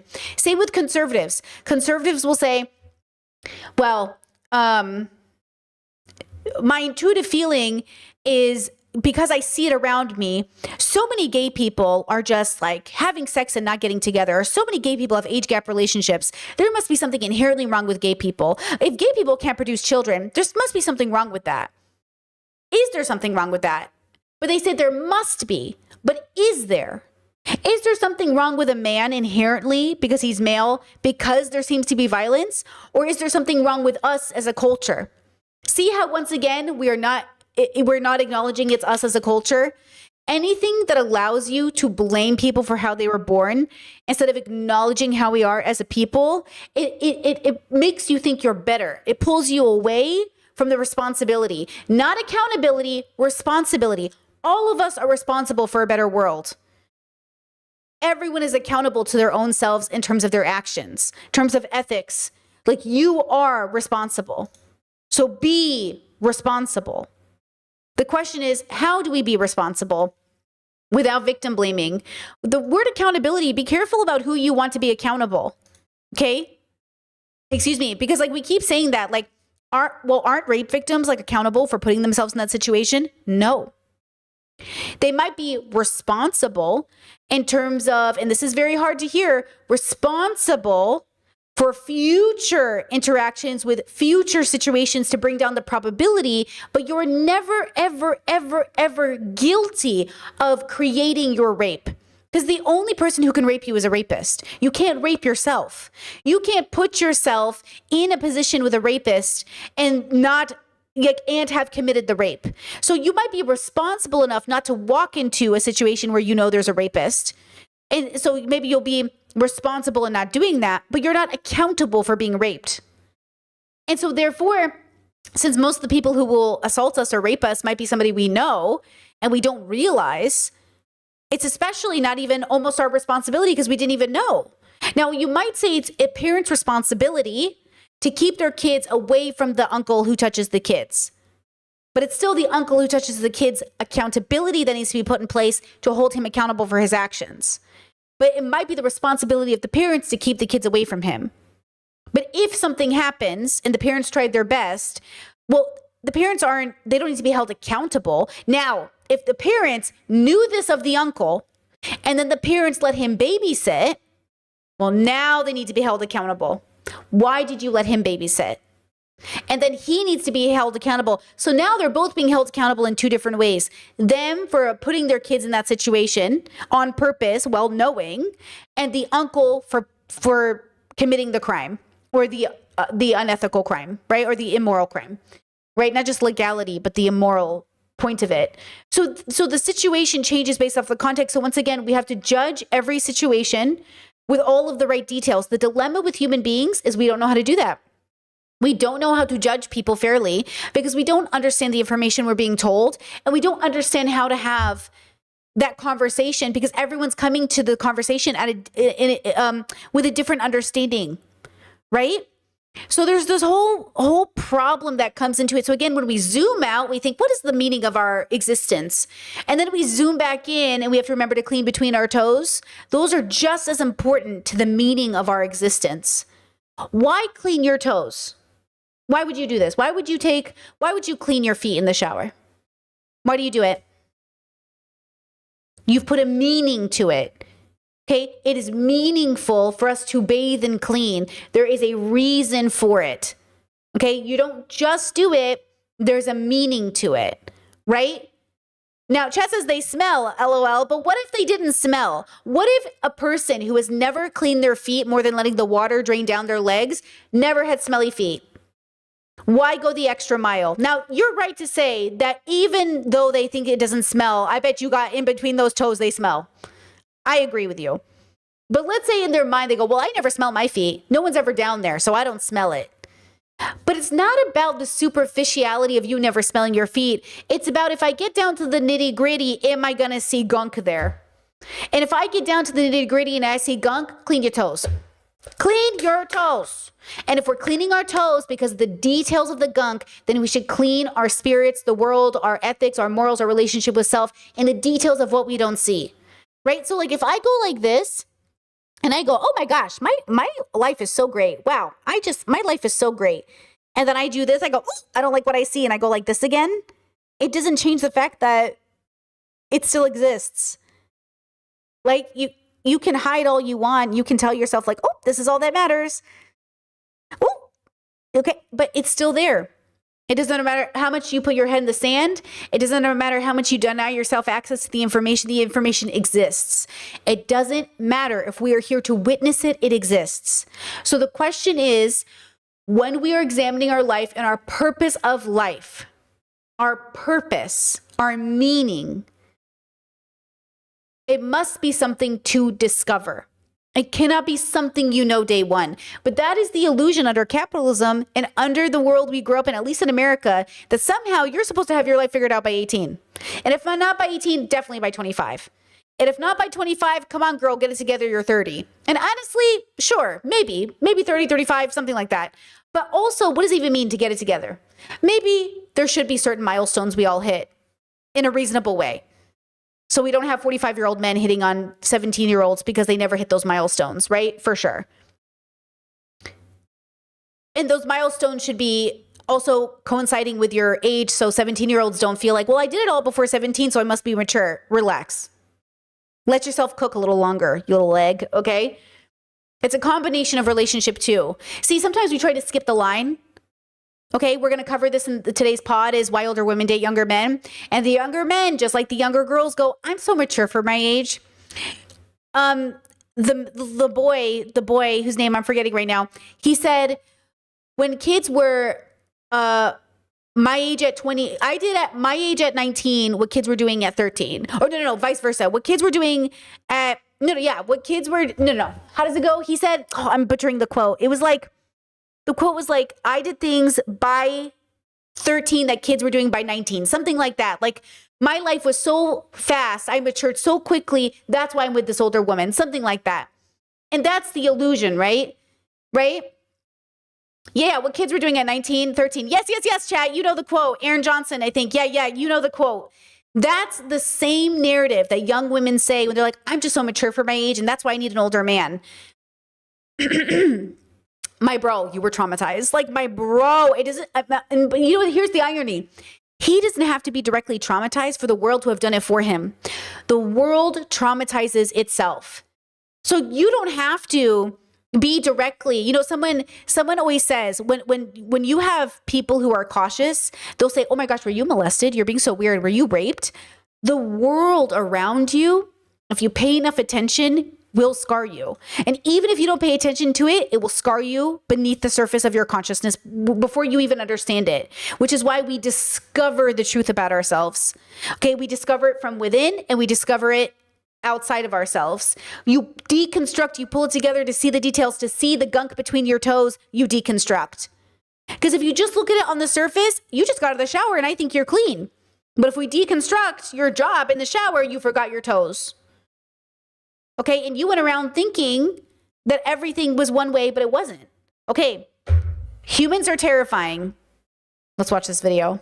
What makes humans terrifying? We're not the strongest or fastest animal, and we're definitely not the biggest. So what makes us scarier than anything in history? At first, I thought it was because we're smart, but after spending hours researching human nature and what humans have done, the horror of humans goes much deeper than I thought. Let's take ancient humans, for example. Ancient humans used persistent hunting to tire their prey out over a long period of time, until they simply couldn't run away anymore. Just the fact that we have 2 legs alone makes us prime for running, but we also sweat a lot more than other animals, which cools our body significantly, allowing us to run a lot further. Humans can eat just about anything for nutrients, but if we can't find food, that's okay as well, because the body will eat the fat inside itself to stay upright, to stay running at all costs. But what's sad is usually at the end of these hunts, it ends with an animal just straight giving up. When an animal simply can't cool down by sweating or efficiently run like humans can, they get tired, and they eventually just stop and lay down, accepting that they have lost. This is horrifying. After the animal gives up, the human can simply just finish it off without a fight, because the animal cannot move. The animal frantically tries to run away, but its legs fail them, and as the human gets closer, its fate is sealed. The human has won. This absolute relentlessness that humans portray when they hunt is so terrifying to me. But humans aren't the only persistence hunters in the animal kingdom. However, our scariness goes far, far beyond persistent hunting, because hunting was important in ancient times. But now, we've brought humanity far past the times of fire and stones. Except, what's the romanticization that comes out of conservative bubbles is the desire to go back to killing our own food, because they want to go back. Isn't that funny how everyone always wants to go back? They want to go back. They want to go back. And that's why it's interesting that that's why conservatism, not as a political movement, but as a concept, to conserve is so funny. To go back to tradition is so funny. We liberate ourselves out of this situation just to want to go back to it. It's kind of funny. We've become very aware of the true atrocities of humankind. Humans have And committed... that's because with progress also came nuclear weapons. But also we're acting like before nuclear weapons, people didn't figure out how to kill each other en masse. I was just talking about this yesterday about drones and how people always say, if we didn't have drones and you actually had to fight the war, less people would want to fight war. I'm sorry. Did you not read history? You know, men were out here killing each other in hordes before drones. That's just like a certain part of the population. Their sense of identity, their sense of meaning comes from their ability to kill an enemy. Their sense of meaning. Imagine that. Imagine you grow up in a world and your sense of meaning is how many people I can kill. Now, you might call that nature, and it is. But I would say you could have a deeper relationship with your nature, and your meaning would therefore change. much of their own atrocities amongst themselves throughout history, in ways much more brutal than we could imagine. But will we ever fully unite? And if so, how terrifying can we be? In the case of an alien invasion, aliens might not be ready for the destruction that humans could inflict on them. Imagine coming to an alien world called Earth, and being attacked straight away by a horde of small running creatures that are somehow smart enough to inherit the planet they live on, and who have manipulated metal and chemicals into weapons of mass destruction that can blow up entire lands of mass in seconds. And not only do humans manipulate things into weapons, our entire existence itself is owed to endurance and determination. When we have a sight in mind, we do not stop until that goal is accomplished. Our actual fighting capacities are barbaric. We can take extreme damage to our insides and lose half our blood. Why did he have to do that? Like, oh my God. And live on. But we also fight with such tenacity and endurance that might not even be conceivable to an alien species. That's a human for you. Purely brutish. But unfortunately, like I said, humans have, in their own special way, inflicted a lot of their own horrors on themselves. But what were the worst things humans have ever been through? Massive war crimes like the Holocaust and many other smaller overlooked events have shown just how messed up humans can be towards themselves. I mean, at a certain point, at some times, the biggest threat to humanity wasn't a massive asteroid or earthquake, but instead, well, ourselves. But our species has seriously endured unbelievable challenges. For example, in medieval times, the Black Death casually just killed off roughly half of all humans on Earth in just 5 years, which if you think about it is absolutely insane. Imagine living in that time where essentially everybody was dying. Well, at this point, we might have it again because y'all won't get vaxxed. Did you hear the US just rolled out new protocol for newborn babies, and they're taking off a bunch of vaccinations that usually your baby would get in the hospital? It's coming, baby. We're all going to die from disease again. It's going to be so funny. It's going to be so sad, but it's going to be kind of funny. We don't learn. And why would we learn? Again, and I know this sounds really like insane, but this is all connected to me. Every single thing we do is connected. The same relationship with self, you have to understand, is the same relationship with survival, the same relationship with money, the same relationship with friends and family. So like, if you do not have a good relationship with your mind, body, soul, and with your sense of labor, it always comes out like this. We have a very unhealthy relationship with self. And so we will have an unhealthy relationship with everything else.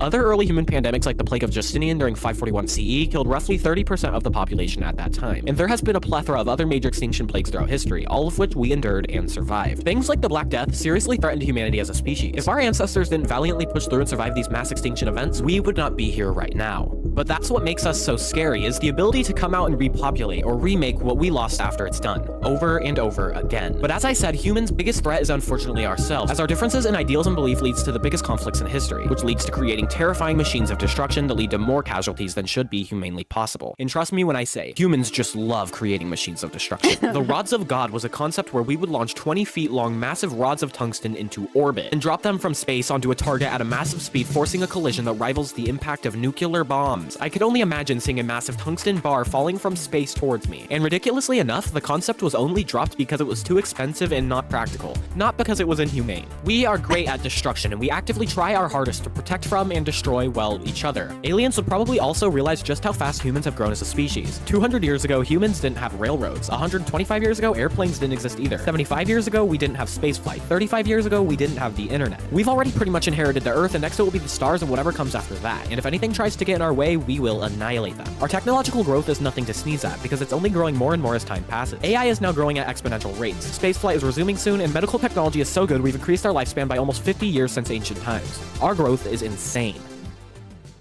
While we might have the technology to drop asteroid-like attacks on ourselves, what happens when something like an asteroid really does come attacking Earth? Well, fear not, because we somehow have that covered as well. Astonishingly, NASA just accomplished what I believe to be the most insane thing in a long time. I mean, I was seriously baffled when I saw this. The first ever successful attempt at combating potentially dangerous asteroids was succeeded by NASA's DART mission in 2022 when NASA intentionally slammed a spacecraft into an asteroid as humanity's first planetary test of defense.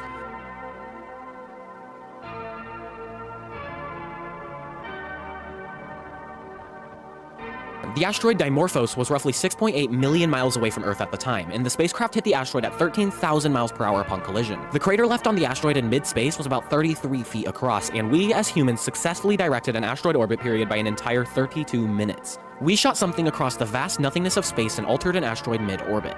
That is confounding. Space is such an invisible boundary for humans. Its sheer vastness and emptiness is something that I actually made a whole video on. But slowly, surely, us humans are poking at the veil. We are held back by a glass ceiling that is space travel. One day, we might even be able to make it to another planet or another star, because we are so mortifyingly growing that our potential will shatter the glass ceiling without looking back. And once this happens, the universe will truly be afraid of our potential. But I've been holding back on talking about one specific thing because it truly is the most terrifying thing about humans. That one thing is our curiosity, our unwavering desire to explore pretty much anything. We want to conquer everything that we don't already have possession of. We want to conquer mountains so we can climb every one that looks impossible, and some of us die in the process. Bro, the amount of dead bodies on Everest is crazy. Seeing frozen bodies on mountains will never not be so surreal to me, bro. Human beings are so interesting. For the sake of doing it. We travel to space because we feel claustrophobic on the already massive Earth and want more to conquer, explore, and experience. We find every— I don't mean that as a good thing, by the way.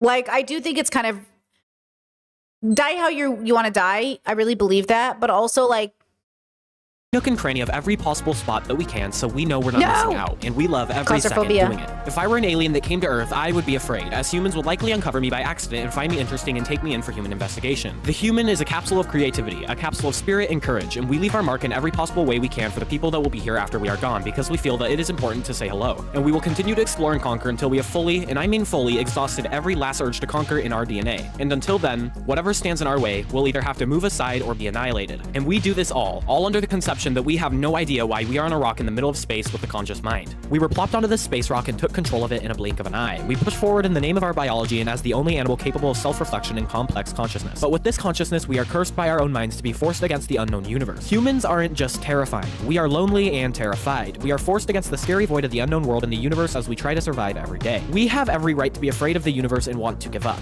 So then why do we continue no matter what? Why do we somehow pull through the most dire circumstances? I'll say it again and again, because us humans are persistent. We are absurd and we are great. We persevere even in the face of the terrifying and unknown universe. In the face of absurdity, in the face of the unknown, we continue to strive and proceed to push forward regardless of the outcome, because we are relentless and we are terrifying. Oh, universe tremble, for Mother Earth has birthed an unforgiving force, and it looks upon you wanting. We are matter that decided to wake up one day. We are significant and beautiful that no matter what stands in our way, we shall push forward in the name of humanity, to write one more story in the seemingly pointless tale of history. We will continue to breathe our breaths and become a force so reckoning that not even the Mother Universe could hold a candle to our grit. We will forge a new path throughout time and mark the name Homo sapien deep within the cosmos as a crucial point in history. As a species so terrifying that we forced our way through catastrophe, and arose so valiantly we cried aloud with passion and determination.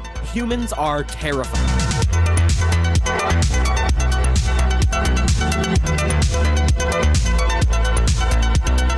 All right. Now, I'll link the video in the chat. Let's see. Chat says, I don't believe that. I don't believe that we want to conquer, that the want to conquer is human nature. I believe people are socialized to want this. It is not inherent. When we are not in survival mode, we don't want this. I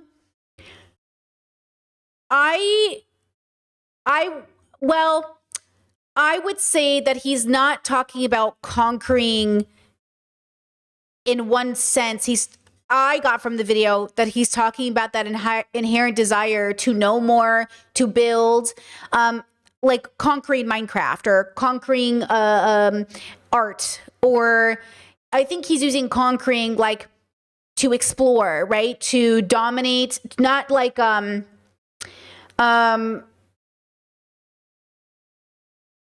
to like pull the curtain, like to see behind the curtain. I think what he's talking about is like, that is like, you know how they say curiosity killed the cat, you know? My mom used to say to me, like, you know, be careful what you explore. Like, be careful what you try to learn about. And I think she's right intuitively and wrong in terms of her desire to, and often religious people's desire to then not learn anything or to learn limited things. I desire to be curious and to, in his word, conquer, but another word I would use is like explore, understand, deconstruct everything about existence. And that does sometimes include breaking shit. To be honest, I just don't want to have to break people, and I don't want to have to break the planet. But that came after trial and errors with other things, right? Like eating animals. It's kind of a form of conquering, right? I am the beast. I conquered this animal. I eat this animal, right? That's like, to say that it's not within our nature to conquer when we're not in survival mode is almost to imply that, like, it is not our nature to, you know, eat meat out of survival mode. It is not. It is all in our nature, right? It is all our nature, right? But I think it is, I think he's also talking generally as a species. I mean, that does seem to be true so far. But I think the issue is, like, you can't just, like, culturally impact people or raise people a particular way. You do have to also have them embody the change. So, Chetza, didn't he literally say we will annihilate anything that gets in our way? Well, I think generally that is true. Even progressive parents would say that if an intruder came to their home and went for their kid, you would annihilate them. So, like, I think that is true.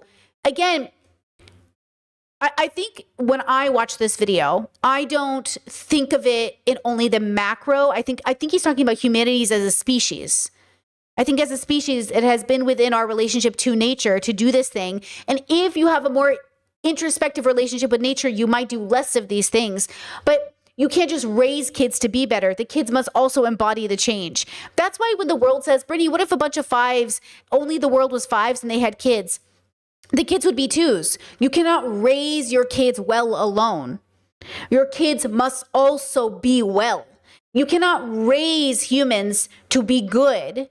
To guarantee good. You can only raise kids well in hopes that they will be good. Does that make sense? So right now, we only know the world as the way it is when a majority of people are not raising their kids well. Okay? Most of us were not raised well. We were raised maybe well enough. Okay? But we were not raised well. You cannot guarantee the outcome of your child. You cannot guarantee the outcome of your parenting. You cannot guarantee anything. We cannot even guarantee socialization. So when we say we need to socialize boys better, we cannot guarantee the outcome. But we don't want to give up either. Do you know what I'm saying? So I think right now, the way that it is I think I agree with this assessment of human beings. That's why people say we're a virus. Like, we're violent by nature. We are violent in our nature, within our nature's construct. And also, we seem to have less violent tendencies when we do XYZ. And yet, the violence needs to be deconstructed as the word violent. If you eat meat, which most people eat animal products, right? The one of the most hated groups on the planet are vegans. Vegans! People hate the fuck out of vegans and then have the audacity to say, I'm not a violent person.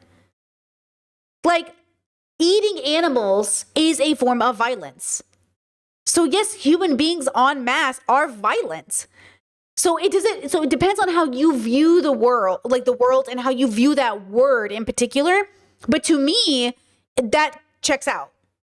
What do you guys think, though? You know, what do you think? You know, and even, Chad says my parents get irrationally mad at vegans. Oh my God, my bubble gets so irrationally mad at vegans, which also is that violence that he's talking about. You know what I'm saying? And I think a big part of it is because vegans make you really challenge your sense of morals and superiority. Even though you think vegans are stuck up and superior, they act better than people, and that might be true. They technically might have the moral high ground. You know what I mean? They might actually have the moral high ground. And that's the question that I don't think people are comfortable answering yet. Is like, if vegans have the moral high ground, what does that say about me? Right? Like, what does that say about me? you know? And again, they're not vegans for health reasons. They're vegans because the moral implication is that you're not entitled to taking somebody else's life, right? So remember, veganism it's not a diet. It's an ethical stance against nonviolence, right? So it's even more interesting from a philosophical perspective, right? Now, let's watch this video. This is Toni Morrison in 1988. Oh, let me move the screen over so you can see her beautiful face. Here we go. All she says is, you left me.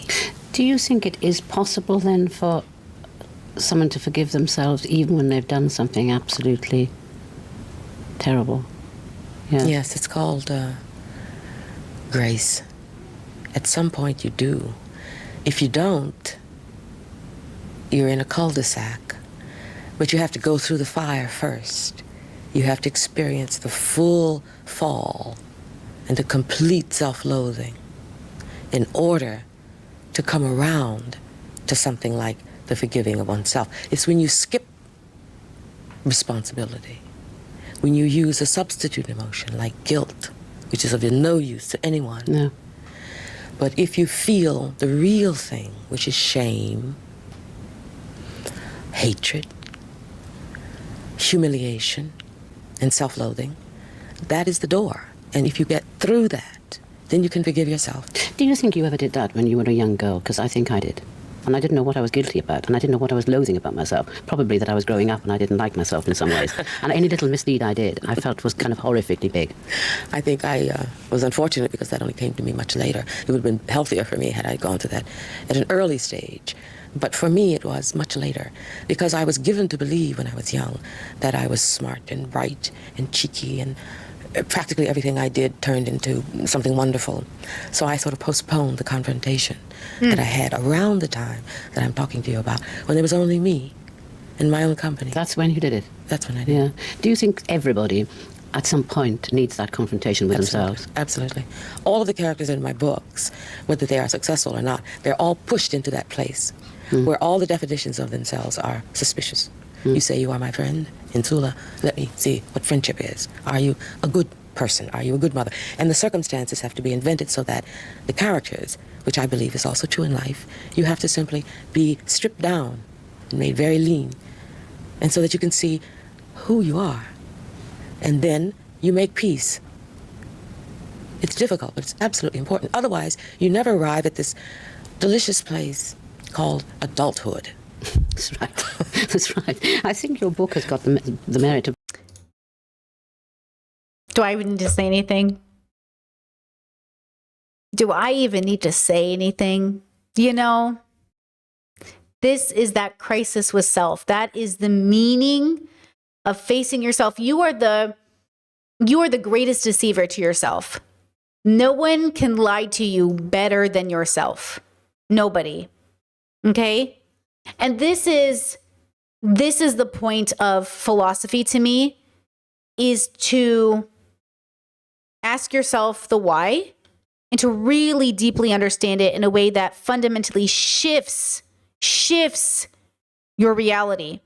Okay? Let's finish up these questions before we get to the end here. 8. When I look at myself in the mirror, am I seeing who I truly am, or just a reflection of what I've been told? This is a very difficult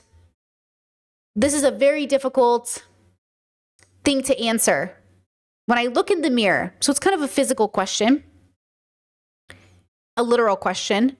Am I seeing who I truly am, or am I just a reflection of what I've been told? Now, the mirror could be a metaphysical kind of mirror. Maybe what I'm meditating, do I see the consciousness reflected? When I did acid, I was told via the internet not to look at yourself in the mirror when you do acid, because they say when you drop acid or DMT and you look at yourself in the mirror, it will shock you what you'll see. So my friend and I dropped acid. We go, let's go to the bathroom. Let's look at ourselves. We go to the bathroom and we sit in the dark with just a little bit of a light on the mirror to see ourselves, you know, because the dark was really a vibe. But we could see ourselves in the mirror, and we had enough light to really like see our eyes and see the colors of our skin and see the patches and the holes and everything, the scarring. And we sat there in silence for many, many minutes. And then I looked at him and I said, I'm not really seeing anything new. And he was like, I'm gonna be real. I spent a lot of time looking in the mirror. And then we started laughing and we looked it up why people kept saying that. And it was because people don't look at themselves. They don't have mirrors in the home. They don't look at their eyes. They don't meditate on the crustiness of their lips or the uneven shape of their brows or the fat that is in places you wish it wasn't, or the scars on your face from picking your acne, or, you know, they don't look at themselves. Okay. They don't look inside their mouth. They don't examine. Guys, I spend so much time in the mirror looking at myself, examining my teeth, my mouth, my tongue, everything about my body. I mean, girl, I bend over and spread. Every single part of my body, I will examine to the best of my ability. There are people who have never even seen themselves between their legs. I'm like, you've never looked at your own genitals? They're like, no. I'm like, that's crazy. I look in the mirror at least 3 times a week. Like, you don't look at your genitals? And they're like, no. And I was like, girl, I know everything about this body, okay, girl? This is my body, okay? And when you realize that, right, you're like, wait, what? Now, okay, Chad says people tell me it's conceited. It's conceited if you do it in a conceited way. It's self-harm if you do it in a self-harming way. Be neutral about the examination. Be a doctor. You are examining neutrally your form, your vessel carrying your consciousness. You are not doing it to stroke your ego, and you're not doing it to hate yourself. You are doing it to have a relationship with this thing that is carrying your consciousness, this thing that legislation is written over, this thing that entitles people to your body, this thing that angers people for just existing, this thing that inspires countries for simply showing up, this thing that somehow makes people fall in love with you from just seeing you across the street, this thing that makes people slide on apps or swipe on apps in your favor, this thing that makes people start, games on the internet, smash or pass, this thing. So observe it and look at it and say, like, what is this thing? How do I feel about this thing? And have a relationship with this thing. Okay? Right? And so no wonder that when people did acid, they were told not to look at themselves in the mirror because they had never done it before. Versus my friend and I just started laughing because, that's just like a part of our meditation rituals, really. Meditate. Examine. Separate yourself from your body. You are not your body. And yet, okay, even though you are not your body, you are not your body. You're not your body. You still exist in this body, and so it is a part of you. Okay? 9, is existence a gift, a burden, or something I haven't fully figured out yet? Is existence a gift, a burden, or something I haven't figured out yet? I actually think it's neutral. I do not think it's a gift, nor do I think it's a burden. I just think it is. Do I think it is hard? Yes. Do I think it is wonderful? Yes. Do I think sometimes I'm pretty neutral to it? Yes. What do you think about life? What do you think about existence? Do you think it's a gift? You know how some people are like, oh, it's a miracle. It is amazing that you're here. It is kind of crazy you're alive. Like, that is true. It is, whoa, I can't believe you're alive right now, bro. That is pretty insane that we're alive. But also, what does it really mean to be alive? 10. If everything eventually fades, memories, people, over time itself, or even time itself, what's left that makes any of this meaningful? If everything fades, then what's left to make things meaningful? I don't think it matters to the grand scheme of things, nor your relationship with consciousness. I think it can matter in relation to your relationship with everything outside of yourself. So in relationship to you and yourself, I don't think the fact that you will die or the world will end matters past deconstructing that fear. I don't think it matters in terms of adding more importance to your life. But I think yourself in relation to the world, it can then matter because it becomes the future. You cannot be the future. but they can. You are done. But the future is in everybody else. It's not in us. It's in everybody else. And in that regard, there might be some inherent meaning in the fact that others represent the future, while you represent the present. Now, if you represent the present and everyone represents the future, then from somebody else's perspective, you represent the future and they represent the present. You're both the future and the present. But from the lens of the self, from the lens of the introspection, the individual versus the collective, individually, you're the present. Collectively, you're the future. And there's something really like, you have to have in my opinion, of course, my opinion, the balance between those two things. Okay, start getting your questions ready, girls, because we're coming to the end of the stream and then that's going to be it, okay? One last clip I want to show you to give us a taste of the gender conversation we're also going to have tomorrow. But to sum it up, okay, another way to think of the self. Here we go. This is Maya Angelou, which I'm sure you guys know. Hold on, I can't get this image off the screen. There we go, Brittany. Good job, Boomer Brittany. Blacks and women are both trying to get free of cliches and Hold on, let me slow down that chat. Holy fuck. cool drink of water before I die. Blacks and women are both trying to get free of cliches and stereotypes. How does a person who's both black and female come to grips with a society that doesn't know who you are? Well, one works at it, certainly. Being free is as difficult and as perpetual, or rather fighting for one's freedom. Struggling toward being free is like struggling to be a poet, or a good Christian, or a good Jew, or a good Muslim, or a good Zen Buddhist.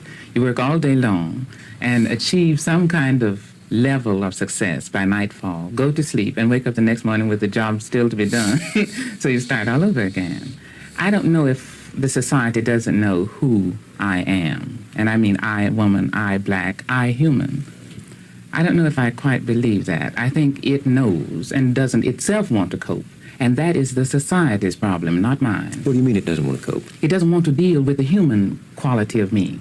Stereotypes are easy. Exactly. Categories are more manageable. Exactly. All you have to do, you see, is put a label on somebody. And then you don't have to deal with the physical fact. You don't have to wonder if they are waiting for the Easter Bunny or love Christmas or, love their parents and hate small kids and are fearful of dogs. If you say, oh, that's a junkie, that's a nigger, that's a kike, that's a Jew, that's a honky, that's the end of it. Are black women still wearing these myths, these labels, these categories? Well, black women wear them only in white people's eyes, in the white society's eyes. You see, black women have been incredibly free to struggle for hundreds of years. And the story of the black woman is about the most noble story I know of mankind, in the history of man. We were brought here from societies which had matrilineal inheritance in West Africa, which matrilineal inheritance still obtains in West Africa. That is, children inherit from their mother's family, so that things stay in the mother's bloodline. But in Africa, there's patrilineal control, so the father can decide where he wants his children to go to school, who he wants them to marry, and things, really important things. Well, slavery obviously ruled out any chance of patrilineal control. But there was a matrilineal dominance, which went underground. And after slavery, the black woman until 1940 was the one in the family who was able to make a living, because the black men couldn't get jobs. And didn't that give rise to this image of matriarchal ogres, which I think is your term? I know. It's just, and it's not fair. It's not the total picture. But it would be very valuable, I think, if the people who would use the pejorative, use matriarchy as a pejorative, would do some homework and see where it came from and why the black woman at some point begins to believe her own publicity. You see, she's asked to be strong, so she's strong. And she sees how strong she is, she becomes a little bit stronger. She becomes a bit larger than life. The white woman, on the other hand, has agreed to being a victim. And a woman named Bea Richards, a great poet, a great actress, wrote a poem, The Black Woman Speaks to White Womanhood, in which she says that white women, who were brought here many times almost as much slaves as black women, to marry, she says, if they did appraise my teeth, they checked out your thigh. and sold you to the highest bidder, the same as I. And yet, she goes on in her poem to say, yet you settled down, and when you saw my children sold, you gave no reproach, but for an added brooch, settled down in your pink slavery, and thought that enduring my slavery, or allowing it to happen, would make yours less. She said, you never noticed that the bracelet you took was really a chain, and the necklace you accepted throttled your speech.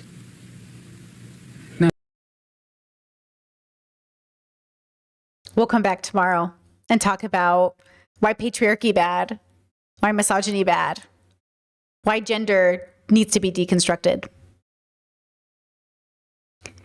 There is so much philosophical wealth in all corners of the globe, okay?